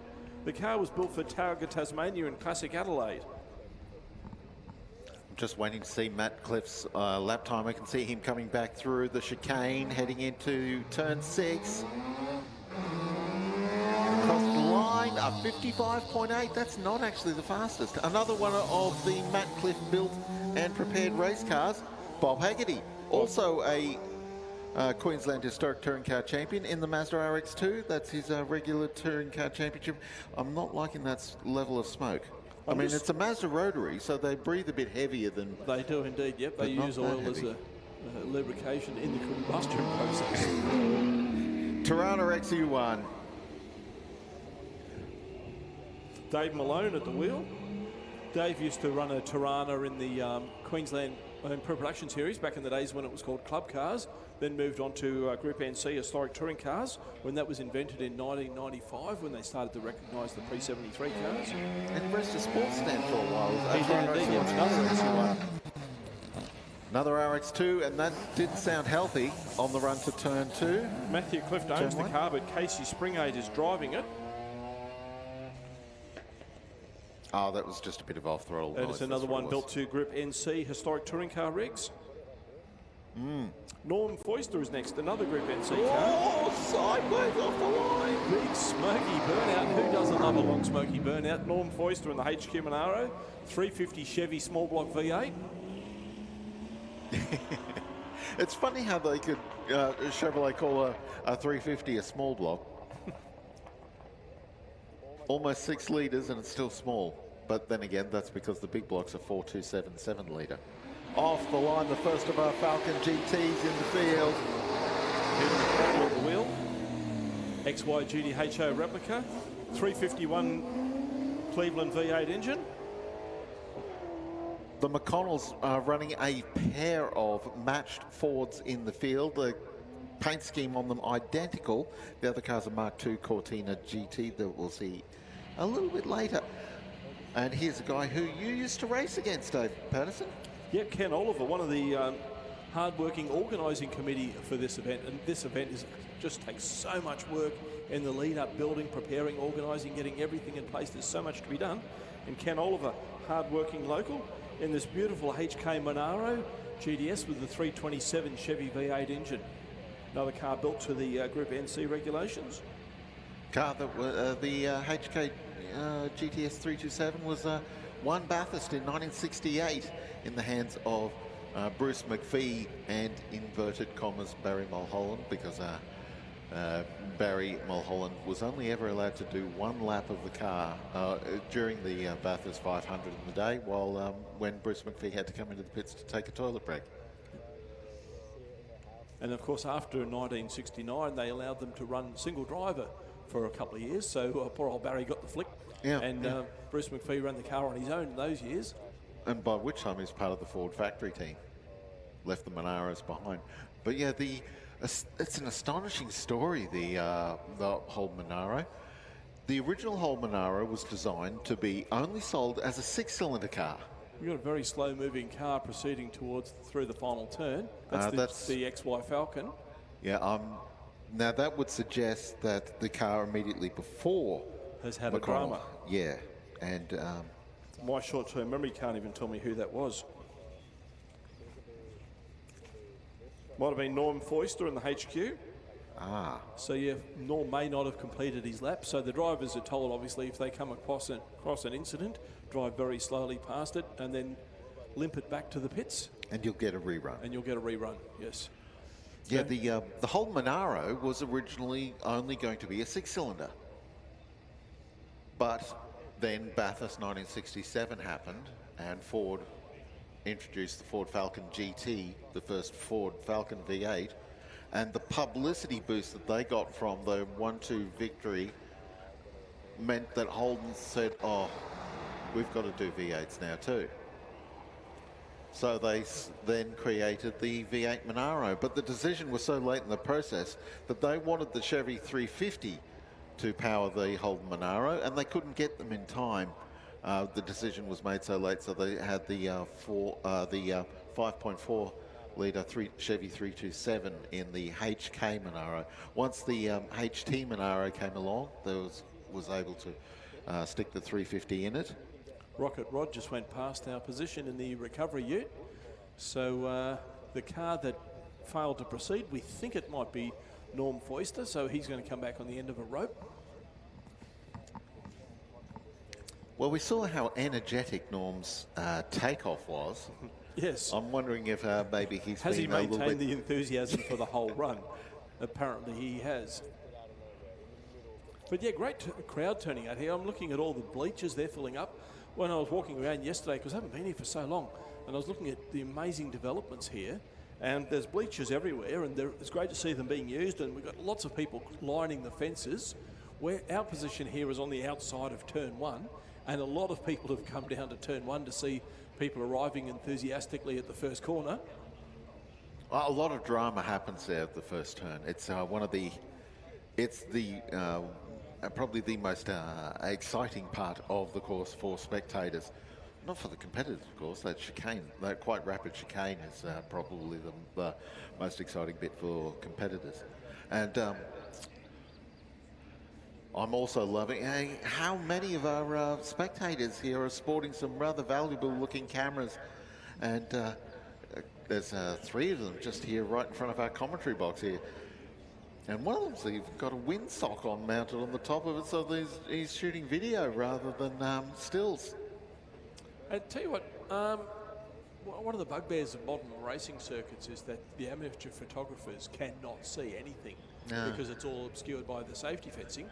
But they've managed to build a safe circuit here without blocking the view of the spectators or the photographers. So people can get some great shots here. It's magnificent. Everything about Leyburn is fantastic. So our wounded car is now being brought in on the tow rope. It's just coming through the chicane, so on the return.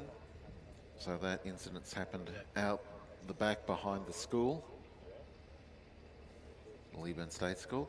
The Leyburn State School here has been open since the 1860s. That's extraordinary. I mean, I don't think there's any part of the school from the 1860s that's still there. I remember one of the primary schools that I went to, Dad was in the army, so I went to 6 different primary schools, but one of them was opened in 1885, and the original school building was retained as the library. Oh, wow. Norm Foister's car is the car that's come back on the tow rope, but it looks straight. Yep, that's a good sign, and it's rolling. So that assumes then that it's had a mechanical failure of some description. So now we're waiting for Ken Oliver in the HK Monaro, who's been sitting patiently on the starting grid for a couple of minutes now.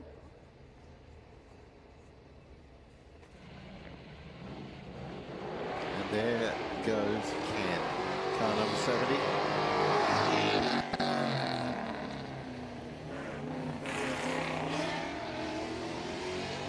That very distinctive Chevrolet V8 sound that's been in so many race cars for so many decades. As I said earlier, Ken's a local and a member of the organising committee. His first ever motorsport event was right here in 2001. Oh, and here's Dennis Brown. Another one. He's punishing that Escort on the run to turn 1. Fishtailing his way off the line. 2-litre Durotech engine, so that's not factory. No. And quite rapid indeed. And I don't remember Escorts having that Tirana SLR 5000 spoiler on the back of them either. As another one of our Falcon. This is a rerun, isn't it? This is McConnell. It is indeed, yeah. Yeah, his run was spoiled by Norm Foister's breakdown, so they're sending him around again. Yeah, very keen run there through turn 2. He's out of our view, but he's on the camera. Oh, here we go. One of the fastest cars in the field. This Mark II Ford Escort. Brendan Cowie. Beautiful power slide on the exit of turn 1. Just hangs it out and floors it. My goodness. Yeah, sorry, Tyson Cowie. Oh, I got that wrong again. Tyson Cowie, who's a regular top 10 finisher in the Leyburn Sprints in a Mark II Escort. It's just immaculate, top to bottom, very well prepared, very aggressively driven. And yeah, Tyson has occasionally pushed towards top 5. So that's a lap time that we will definitely be keen to see, although it's very early in the weekend, of course. Track's still cold. Haven't quite put enough of those ultraviolet sunlight into the racetrack just yet. More Mini. Robin Manning in a second generation Mini. Cooper S. Tell the difference between dances the back end a little bit out of turn 2. Oh, here we go. Toyota Corolla. Sorry, not Toyota Corolla. Mitsubishi Lancer. This of Darren Mellon. And you hear a bit of turbo chatter out of that car? Yep, 4G63 turbo engine. So that's the engine that they used in the Group A Starion turbos. Oh. So the power to weight ratio of this little Lancer will be very quick indeed. And yeah, early Lancer Evolutions as well. RS Evolutions had that same logo as well. Ford Capri coming out. Tom Brailsford, the first of the Brailsford family to come around. And that is not an Australian Capri. It's not a British Capri. It's a South African Capri. Known as the Ford Piranha with the 302 Windsor V8 engine. Beautifully presented too. Paul Brailsford will be out a little bit later. Paul is Tom's father. Tom's a former junior champion, winner of the Another car running out of order is car 48, just passing our position here at turn 1. And that's the that's Peter Dobie in the Peugeot 203. Peter's just had a little bit of a sleep in this morning and missed his call. Car was built for Grand Prix rallies in the early 90s. It's hill climbed at Roll Roy. It's on the Red X Rally rerun. Oh, around Australia. Oh my goodness me! Those Red X trials they were a tremendous thing. But they were one of the Red X trial revolutionised how Australia looked at motor racing. That was like the original popular motorsport event, and people flocked to see these cars doing the Round Australia trial. The Red X trial was created to prove that that cars were tough enough to drive around the entire country. Dennis Coburn just went by on a rerun in the Austin A35. And here is Reese Endicott Davies. Little K20 Corolla running a 2-litre engine. Now that's not what they had back in the day. There's a bit of retro tech going on in several of these cars.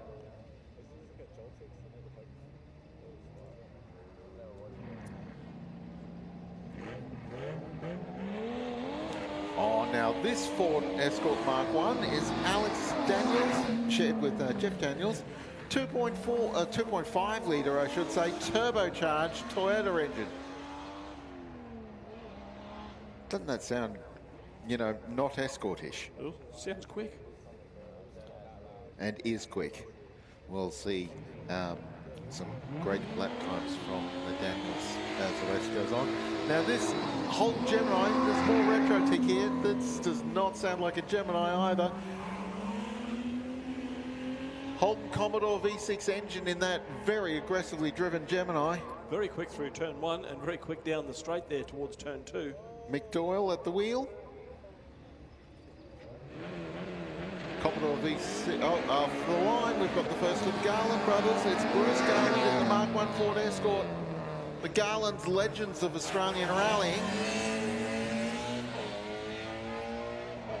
Bruce having won the Australian Safari on more than one occasion. 5.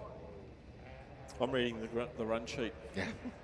And also winner of the 1998 Around Australia trial as well. Wow. Now the first of our old Holdens in the field. In fact, this is the first Holden in the field. Scott Gourlay in a 48-215. Don't call them FXs. Yep, that's running a 3.3 litre engine, so he's retrofitted the later red motor. Of course, the original grey motor was just a little over 2 litres. Bob Hamilton coming towards us in, again, this is an FJ, the second car produced by Holden after the 48-215. And it's also had the red motor upgrade. Absolutely, very quick down the back straight there. Beautifully turned out car. My late pop, that was his last car in exactly that colour. But of course, he's had the grey motor. And here's a Nissan Silvia. We're into the midst of sports sedans now, in case you couldn't tell. And you've never heard a Nissan Silvia sound like that before, except if you go to drift racing. Yep, Holden LS1 powered. Well, Chev's LS1, let's be honest. Ben McGrath at the wheel. And he's been a regular here at Leyburn in this car. Now here's someone, oh no, not just yet. We've got one of our cars from Blade. Oh yeah, car 86 on track now. And Terry Pike, but Terry's in a substitute car. He was entered in another Capri Piranha, but instead we've got this, he's brought along his XW V8 station wagon. Yeah, I saw it in the paddock and thought, oh, very nice tow car, and then I saw the numbers on the door and thought, okay. Dwayne Taylor. This will be quick. Toronto SOR 5000. Very, very enthusiastically driven. Oh! That is the fastest entry I've seen to turn 1 and a pretty rapid departure as well. Fantastic car as the Dwayne's been driving that car. Won the Australian Touring Car Challenge, which was a Touring Car Series run under AASA regulations. Dwayne lives here in Leyburn. Chris Bean is next in the Phoenix Formula V, 1600cc, so it's one of the latest spec. We're starting to, okay. And yes, yeah, we're almost into the really quick cars now. Second of our 2 Formula Vs in this group. Coming up now, Jeff Robinson, the Manta, who's a regular in the Queensland Formula V Championship and has been competing in this Formula V Manta for well over a decade. But now we're into the really quick stuff. Reed Hinton leads us off in a 2013 Store F1000. This car now running a turbocharged Hayabusa 1.4 litre engine. Store, well, the Hayabusa engine is kind of original equipment for a Store, but a turbocharger is not. Very, very quick and a... Ooh. Barely in control there on the run towards turn 2. On the gear changes, car getting very, very out of step. Neil Lewis in the Fly coming up. No, this isn't Neil. This is Ross Mackay in the Max Spec. Oh, that car got off the line. That's the quickest launch out of anybody so far by a margin. The Max Spec 024, 1300cc Suzuki Hayabusa powered engine. Big power slide on the exit there of turn 1. And that was a Spectrum Formula 4 originally. It's not very Formula 4 now. First of the 2 OMSs in the field, British-built hill climbers. And this is Ed McCain.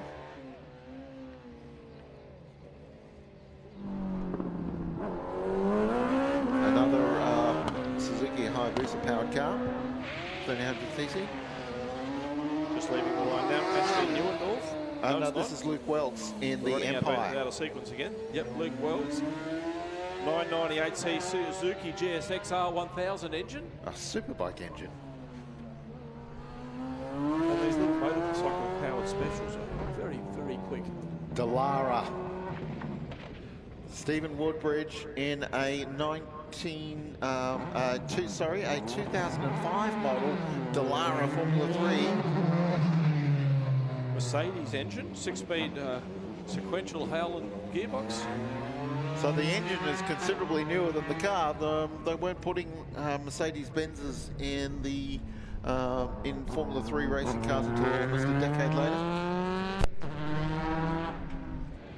Oh, and here he is, 9-time champion of the Historic Leyburn Sprints. Dean Amos on the line, Nicholson McLaren, Gould.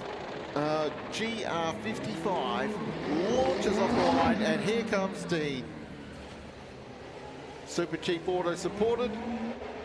Gould GR55, and my goodness, that's the time it takes him to get from turn 1 to turn 2 is twice the time it's taken me to say that sentence. Yep, and very tidy through turn 1 too. Of course, tidy is fast. Loose is exciting, but tidy is fast. Brett Ball on the line now. This is a new car for Brett this year. He's been racing a Van Diemen-based hill climber for quite some years, but no, he's debuting a new car this weekend. I say debuting, he tried to debut it a little bit earlier and at Mount Cotton and had the throttle sensor go wrong on him, and so they've had to reset and go again. 3 times he's been on the podium at this event, but he hasn't won it, so he's looking to go a step higher. Mechanical wizard Brett Bull, he's behind the preparation of quite a few of our Trans Am race cars.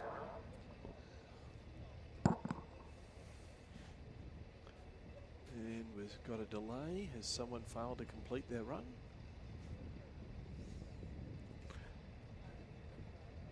Either Stephen Woodbridge or Dean Amos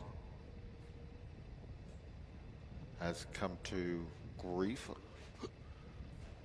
I say come to grief, it could be just a simple spin.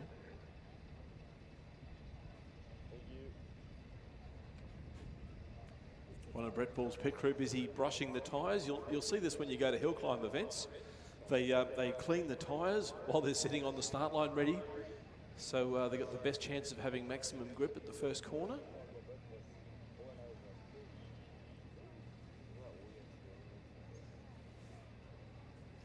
I have not seen lap times for... Oh, we've got a little visitor out, I say little, a visitor out here in the corridors. So Richard Gresham from Speed Cafe's just wandered by. All the cars appearing in the lens quite nicely for you, Richard? Absolutely there is. Yeah, beautifully says Richard.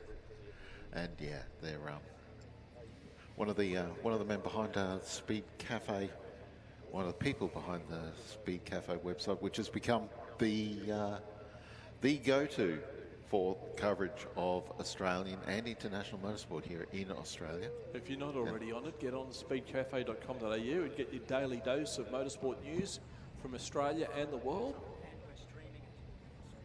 Yes.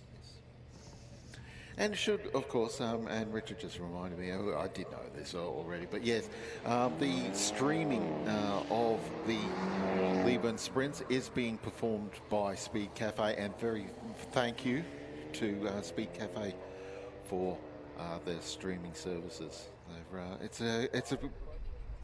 a relatively new addition for Speed Cafe to start streaming events, and they're doing a fantastic job. There's a bit of a team of Speed Cafe journalists and photographers here this week. Gary O'Brien, ex-Auto Action, been working with Speed Cafe for a number of years. Gary's here doing their writing, and covering several other events around Australia at the same time. Very versatile, Gary.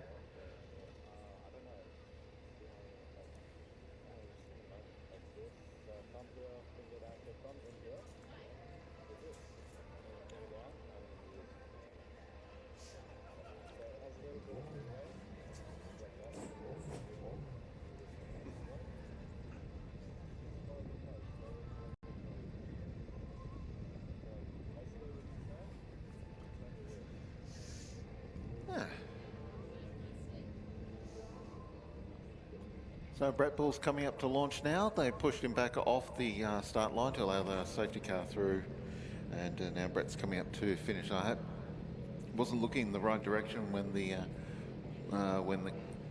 car that caused the problem came back through the finish line. So unfortunately, I can't tell you who it was.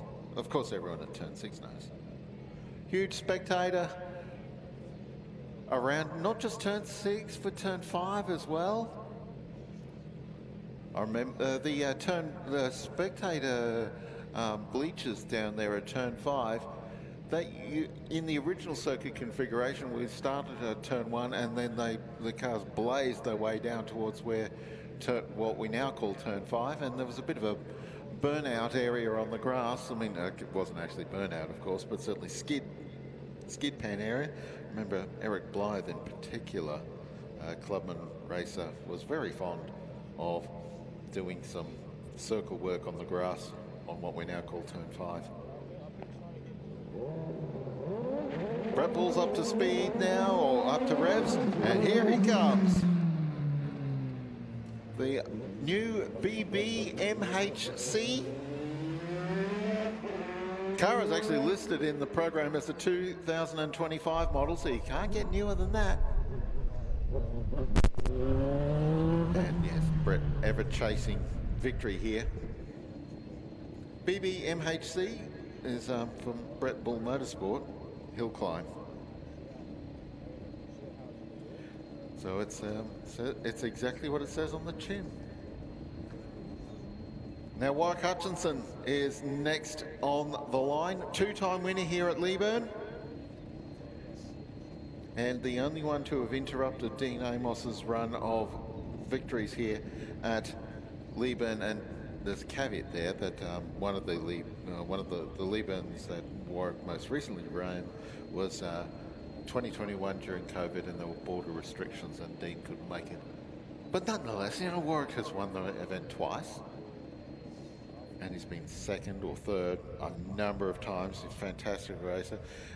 Very fond of turbocharged rotaries, and that is the power aboard this OMS 28. This is his second car that he's had here at Leyburn. Used to have a car that was called the RPV J4F, which stood for Rotary Powered Vehicle Just for Fun. Oh, love it. Again, exactly what it says on the tin.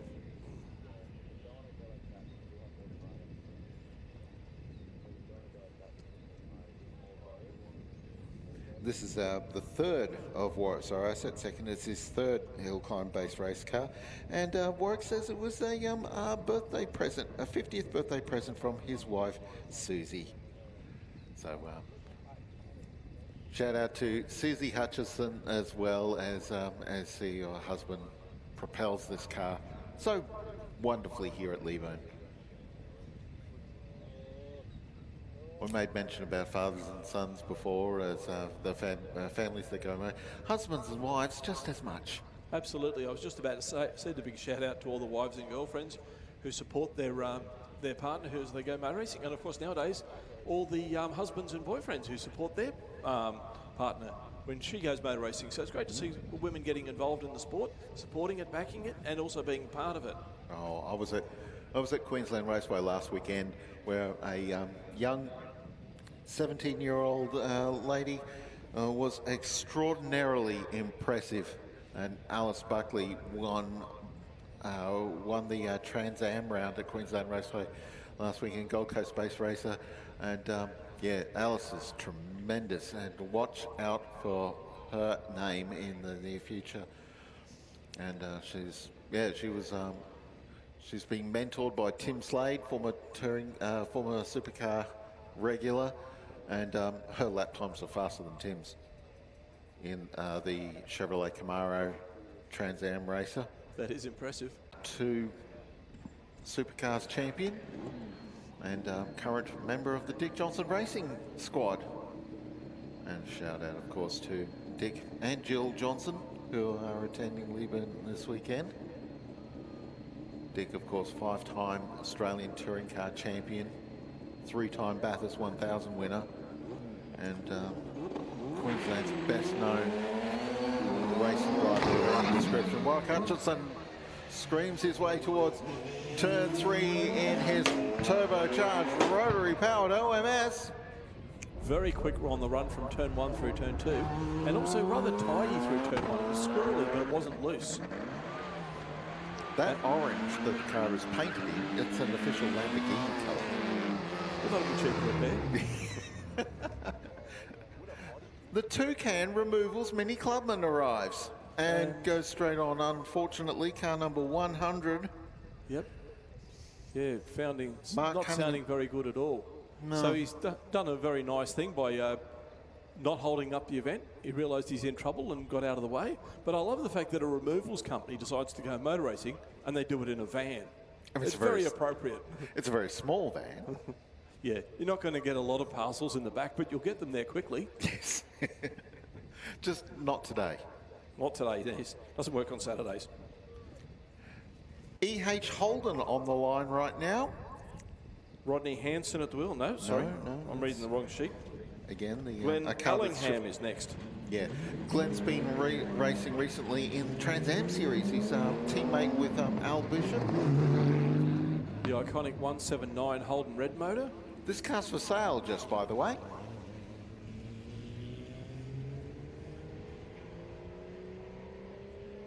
One careful owner, only driven on weekends.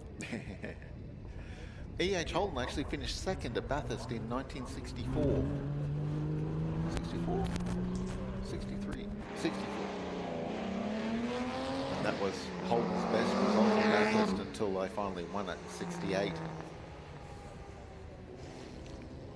Ken Northrup just passing our position now in the FJ Holden. That car running a 186 red motor and a 5-speed Toyota gearbox. I remember back in the day that was a very popular conversion for the Holden 6s. You'd put the Toyota 5-speed on the back and you'd have a very nice highway cruiser. Plymouth Valiant on the line now. Dal Hurd. It looks like a Chrysler Valiant, but no, this is an import. Plymouth Valiant from the US. 225 slant 6 motor.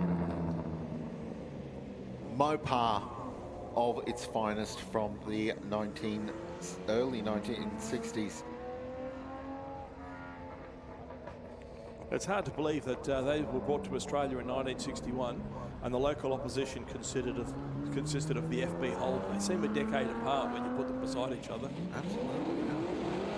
Jim Hodgson and the Shelby GT350 off the line now. Not a Mustang. I mean, it came out of the factory as a Mustang, but then was turned into a Shelby GT350.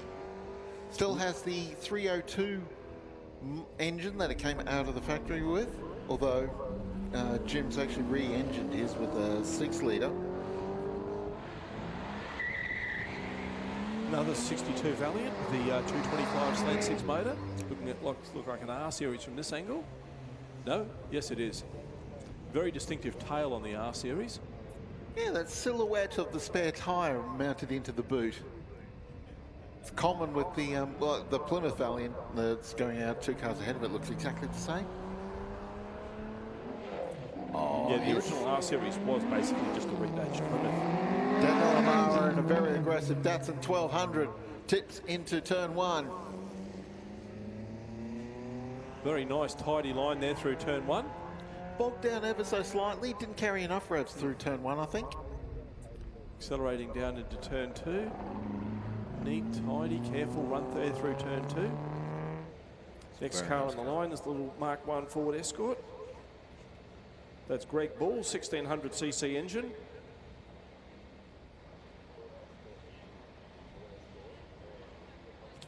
Greg's a regular competitor at Grassroots Motorsport events, doing sprints and hill climbs and track days. Mark 1 Ford Escort, a legend of motorsport. Almost as much as the car that succeeded the Mark II. But they were made fantastic small bore touring car and even better rally car. And he's away. Enthusiastic departure. Lights are on the safety car, so I know they're just putting it away. Yeah, I'd be surprised if they'd released a car from the line if the safety car's been called. Now, our fastest time through the session at the moment, you'll be not in the least bit surprised to learn that was Dean Amos, a 43.3, Warren Hutchinson set a 46.9, Ross Mackay a 47.1, and then Hinton on a 50.1, and times blow out a little bit after that. Welks on a 52.8, Woodbridge a 53.3, McCain a 53.4. So Dwayne Taylor in the Tirana set a 53.4. So that's the fastest roofed car so far. Rob Kippen just passing our position now at turn 1, having a red hot go in the Datsun 1600. That car running the L16 engine. Twin Webbers in a 5-speed box. Fantastic race cars, the Datsun 1600s, and again, like before, Escort Mark 1, which was its competitor for so many years, an even better rally car as well.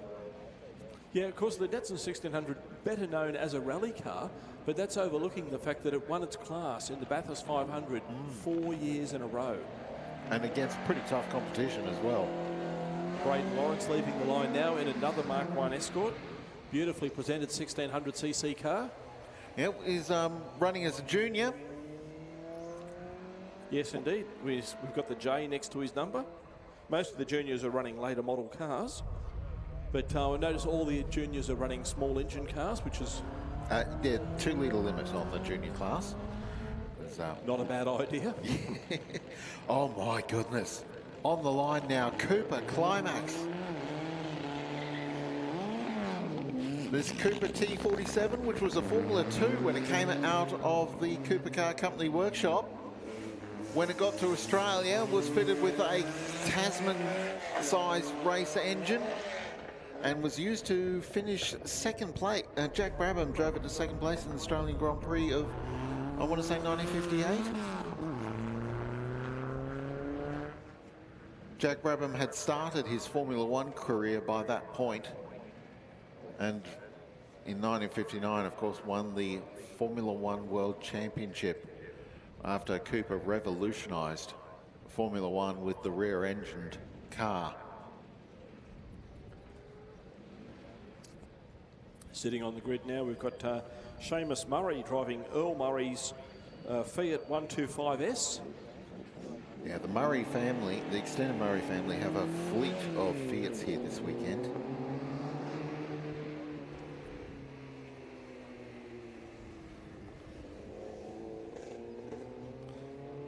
Very boxy, you know, it looks like very much like a family car, but they're actually quite a sporting machine in their day.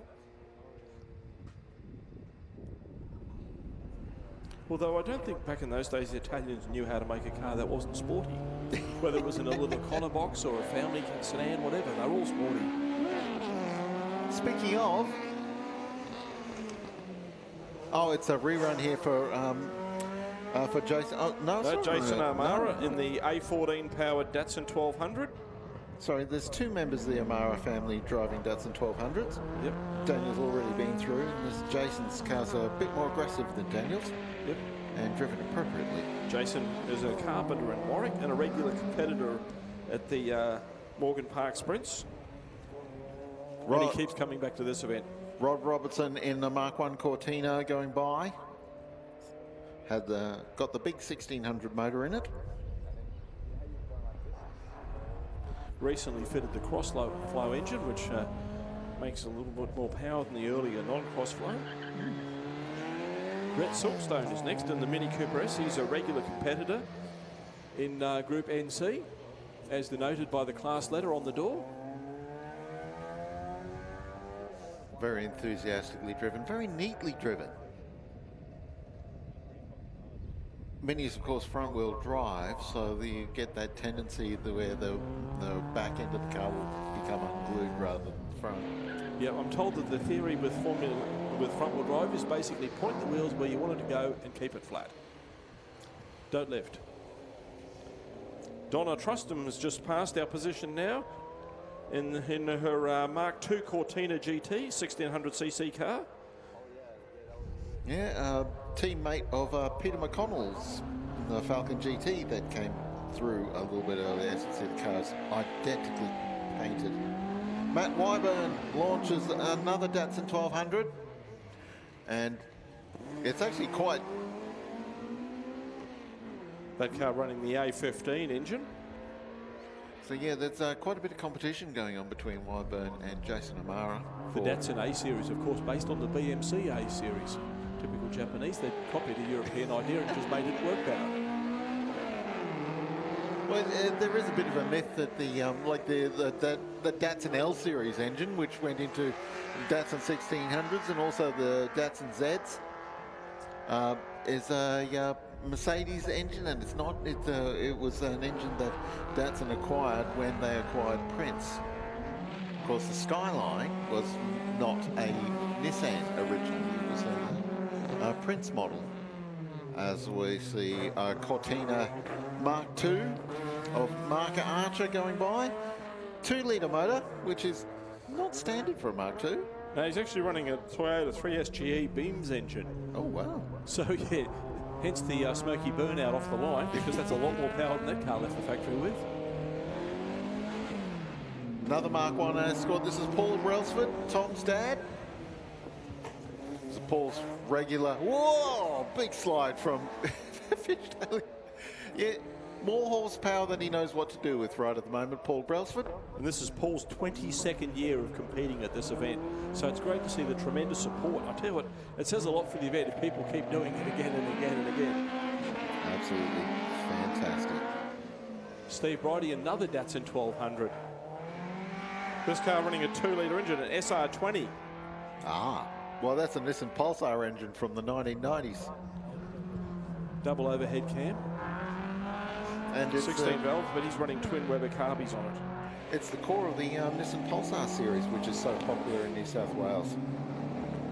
Here comes Chris Chant in the 2-litre Mark 1 Escort. Oh, not running very cleanly. Have to have a chat to Uncle Jamie about that. Member of the, of course, member of the Collins and Chant family that is so much a part of the Leyburn Sprints. BMW 2000 from 1968, heading towards a very unusual car in Australia. They were a popular family car in Germany, but yeah, I think I've seen maybe one or two here in this country. Of course, the 2002 Coupe, considerably more popular and more well known here in Australia, and there's quite a few of the Group N historic touring car racing. Brendan Flaxman next in a 2-litre SR20 turbo powered Datsun 1600. And he gets down the back straight in a hurry. SR20 turbo is a very popular conversion for just about everything, and it's a natural motor for a St Sylvia. Another car prepared by Matt Clifton, the team at Morgan Park Performance. Tracy Harris comes towards us now in the Volkswagen Beetle. There's around 3 Volkswagen Beetles in the entry here this weekend, and this one, a 1.9 litre. So that's a Golf engine, I imagine, has been put into that car. Gordon built the car for Tracy, Gordon being her husband.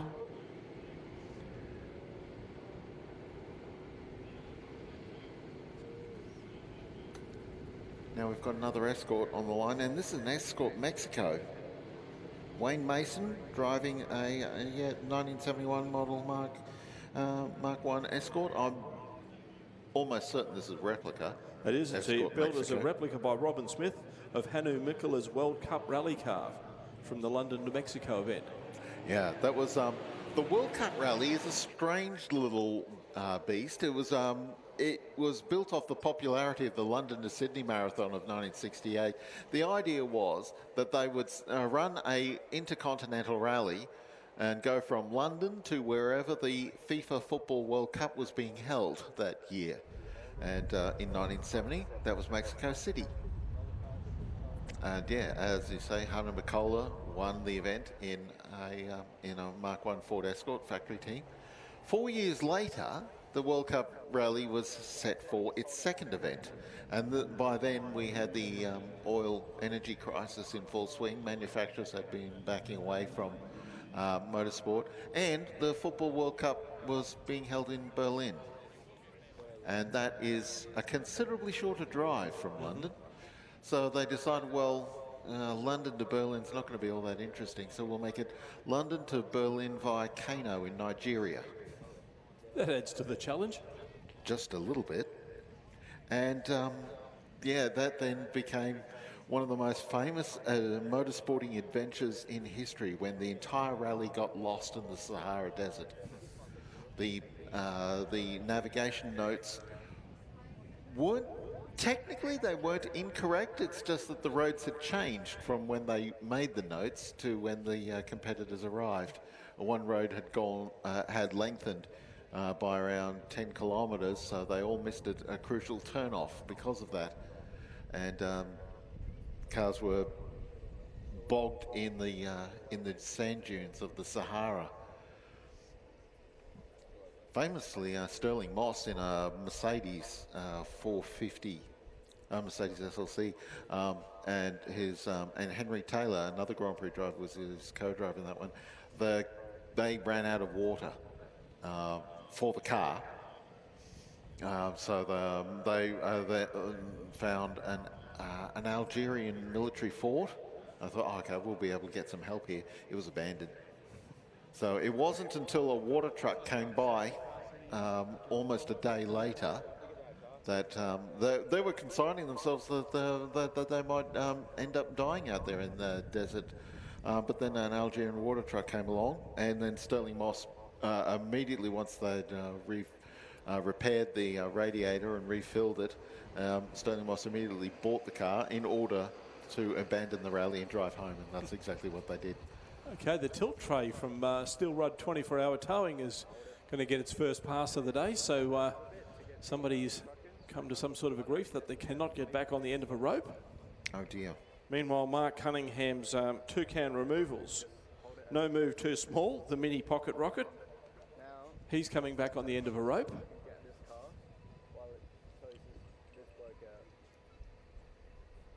I suppose it's one of the things about a big thumbs up from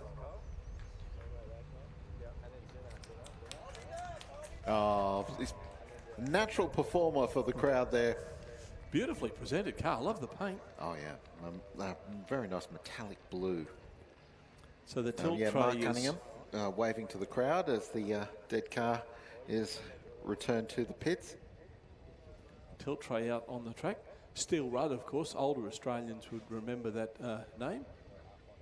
I actually used to work with a guy called Steele Daly. That was his name, not his habit. Since David's not going to explain the Steel Rudd connection, Steel Rudd was the creator of Dad and Dave. An iconic Australian radio series. Before we had television, families would sit around the radio and listen to their favourite serial. And of course, Dad and Dave was the one. It was the GOAT of radio serials. Went for many years, and it was iconically Australian too. A movie followed, at least one movie. I certainly think it was more than one.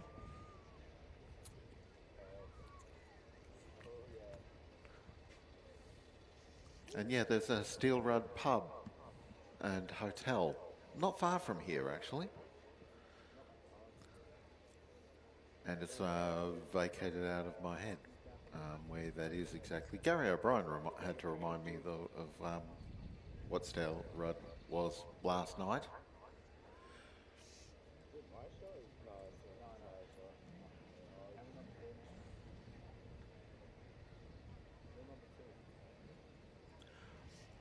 Yeah, I was in the midst of telling the story of the 1974 World Cup rally. Evan Green, the famous Australian journalist, actually won a stage. He and his co-driver Neil Bryson. No, not Neil Bryson. It's Bryson something. Or Byron.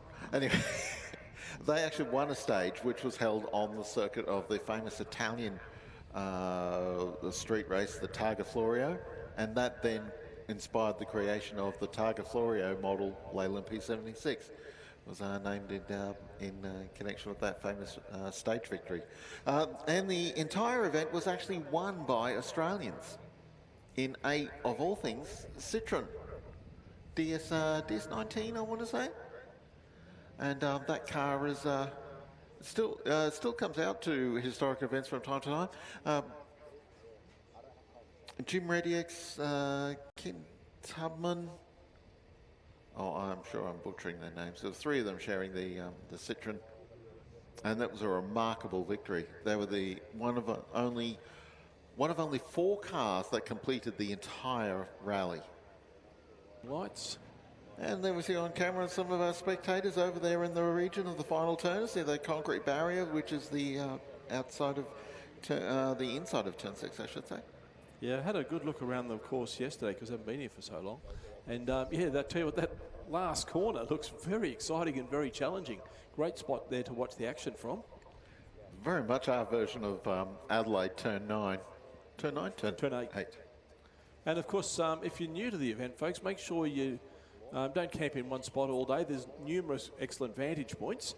But also, if you head up towards the showgrounds, which is near the final turn, they've got quite an amazing arrangement of market stalls and the biggest pop-up tool shop I've ever seen. I was tempted to get my wallet out and fill the ute up because there's no such thing as a shed with too many tools in it. So yeah, make sure you check out the stalls and support the local businesses who are supporting the event. And I'll tell you what, it's great to see there's so many food stands. On the way here this morning, I saw Indian, I saw pizza, I saw coffee, I saw burgers. So I'm sorted. Yeah, the Indian food truck is going to be operated from the Royal Hotel, and that's certainly will be running today and tonight as well. So for those of you who are staying in Leyburn over the night tonight and fancy a bit of Indian, go and place your order at the Royal Hotel, and they will sort you out. Also, the wood-fired pizzas are at the Royal Hotel. I can personally vouch for a Royal Hotel wood-fired pizza, having enjoyed one or two last night. And we've got Pizza Gal going on at the RSL, halfway up the hill towards the highway. Yeah, there was a live band rocking the RSL last night, and we had live music at the pub as well. We had a trivia night on Thursday night here at the Leyburn Sprints at the RSL. It was very well received. It was,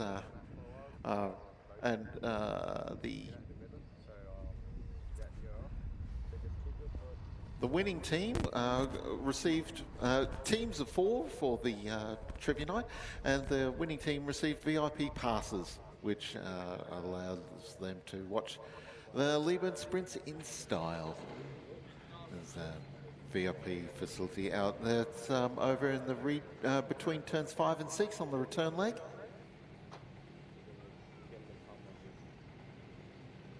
Bunnings Vouchers was second place, and meat tray from Angus Meats for third place.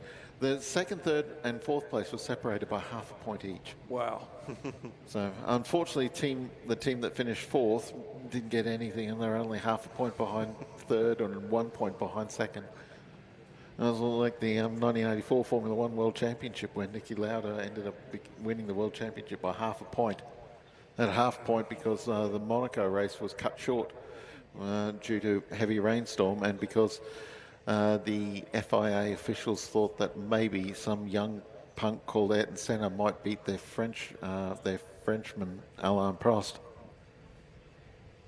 I'm slightly editorialising there, but certainly it set up just a touch. It just set up a rivalry between Prost and Senna that went on for over a decade, and fought many a world champion. We were kind of spoiled there in the 1980s. So we had not just Senna and Prost, but also Nigel Mansell and Nelson Piquet, 4 of the best Formula One drivers in history, and they're all running together at the same time in top cars. And it was a remarkable era of Formula One. It was a golden age for sure. Yeah. Just looking at the monitor now, looking at pictures that are on the big screens that have been repeated around the circuit, that's a great shot. It just shows maybe a dozen cars in the staging area all lined up. Oh, it's a huge array of 4-cylinder racing tin tops ready to go, escorts, Datsun 1600s. There's a Volkswagen Beetle there. I can see Triumph. Yeah, just a tremendous mix of small touring cars from the 60s and 70s. And we've got some of our Falcon and some of our V8s that are coming up very shortly towards the back of that group. Some Falcon GTs, some of our Mustangs, and maybe a Chevrolet, a General Motors product or two. One car that I'm looking forward to seeing, with another car like Brett Bull was having his competition debut in his new Hill Climber today. Another car that's also here having its debut this weekend. Is Ian Palmer's Pontiac Firebird Trans Am, newly built car. Although Ian was telling us last night that they've had a bit of a breakage in the steering box, and they're not sure if they will be able to repair it here. Like, they've got the materials to repair it here, and Ian's actually not all that fast if he doesn't get to go out for a run, because then he can still do what he's done what he and his wife Andy have done the last 4 or 5 years here at Leyburn Sprint, and just go to the Royal Hotel and enjoy the sprints from there. Ian, of course, a regular competitor in Trans Am, the Queensland-based Australian Trans Am series for Firebirds and Camaros and Mustangs and Mercury Cougar, and we get some Mopar products in there as well, most notably Al Bishop's Plymouth Duster. Ian used to race a Plymouth Barracuda in that series as well before moving into the orange Pontiac Firebird, which has a small mural of Heath Ledger as the Joker on it, the car nicknamed then the Joker. The new car is called Clint and has Clint Eastwood as the man with no name as the mural on the B pillar on the Firebird. Got a new contender for the smallest engine at the weekend. Oh, yeah. The little electric pedal car of the Land Cruiser was just on screen for a moment there. A pink Land Cruiser. Don't see yes. that very much. But it's not a noted colour for Toyota. I'm guessing it's electric powered. It looks too small to have a petrol motor, but you never know nowadays. Could be foot powered. Yep. Okay, it looks like they're calling cars up, so we'll be underway again shortly. Wandering around yesterday, I saw many bleachers being erected in position, and I noticed today that every one of them is full. That's magnificent. Thank you, everyone, for coming out to support the Historic Leyburn Sprints here this weekend. As that's such a sprightly getaway there by our Ford Escort Mark 1 that my co-commentator here dropped his headset.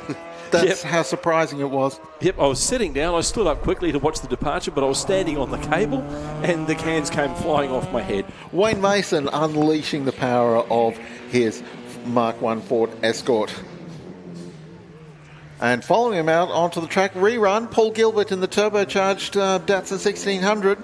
No, that's Brendan Flaxman. Oh, my bad. SR20 Turbo. Paul Gilbert has the lighter coloured blue. And it's a naturally aspirated. L20. And it's a... L16, I think. And here comes the second of our Volkswagen Beetles here this weekend.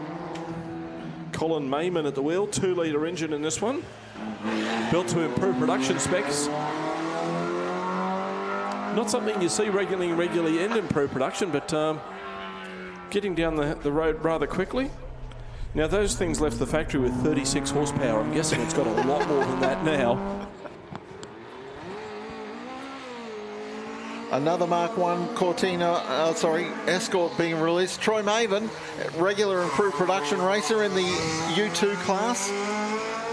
U2 meaning under 2 litre, naturally aspirated. Very quick through the first 2 corners.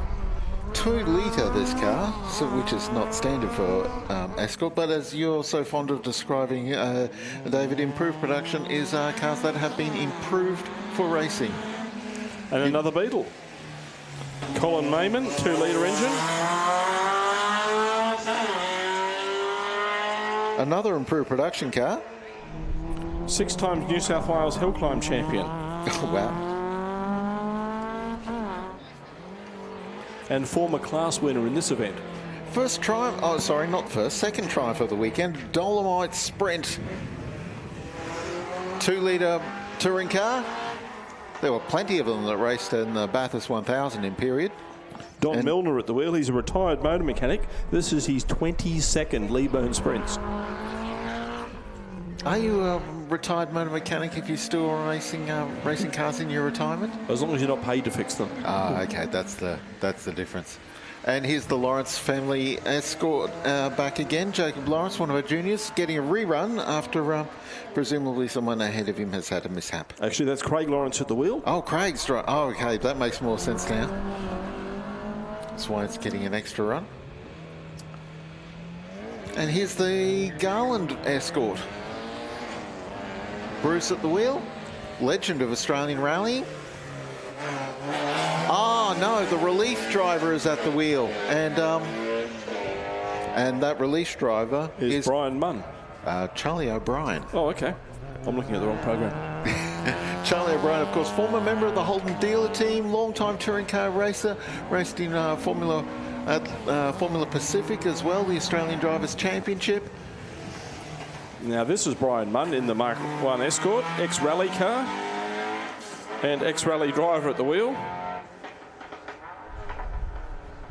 For those of you who are stepping back to Charlie O'Brien for a moment, you might remember him in the early 1980s. They had the Citizen Watches Commodore at the Bathurst 1000. It was regularly the fastest non-Holden dealer team Holden. An interesting statistic about Charlie O'Brien, for a couple of decades he held the record for the youngest ever race winner in the Australian Touring Car Championship.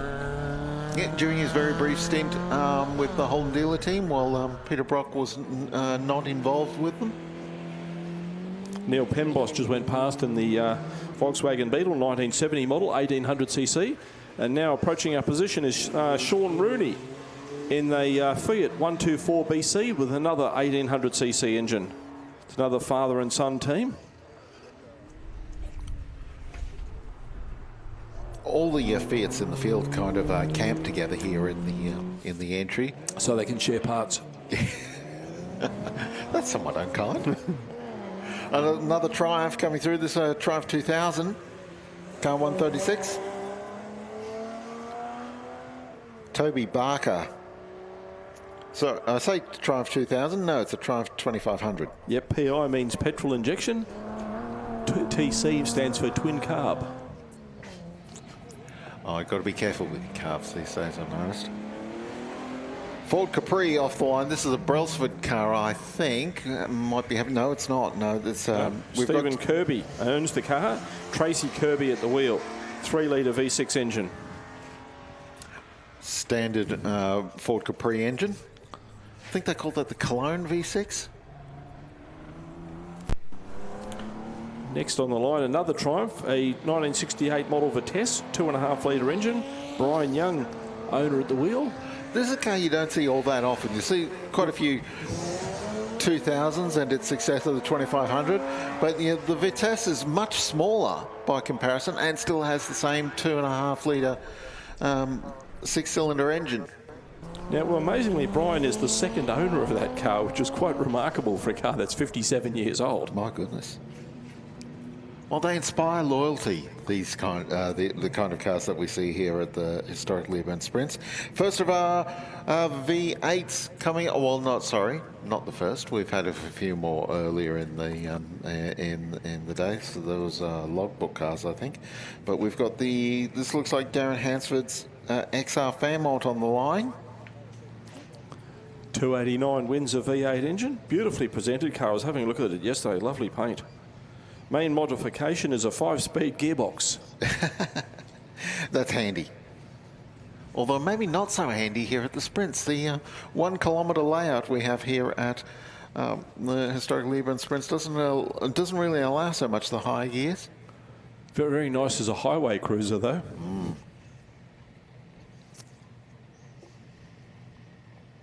Of course, the XR Falcon.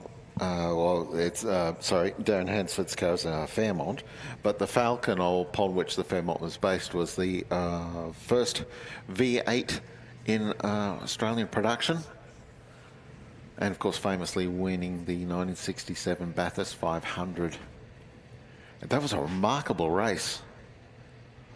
The Harry Firth and Fred Gibson won that race by less than half a lap over the Gagan brothers, Ian and Leo Gagan, and in turn also on the same lap as those two Falcon GTs were the two fastest Alfa Romeo 1600 GTVs, and actually they were the second and third fastest of the Alfa GTVs in the race. The fastest one had a stone go through its radiator. That was driven by the Australian International Sports Car racer Paul Hawkins. And one wonders what if Hawkins's car hadn't lost his radiator, or something had gone a little bit better for one of the other two Alfa Romeos that finished in the top 4, and Alfa Romeo won that Bathurst. What might have happened to the Australian motorsport scene? Yeah, without that Bathurst 500, the Holden Monaro stays a 6-cylinder and never gets the V8 engine. Holden dealer team never happens. So then no Peter Brock, because it was the Holden dealer team that plucked Brocky from obscurity and from which he became a legend. Alan Moffat's career peters out in the 1970s, perhaps. Yeah, of course, without the initial victory, would Ford have even come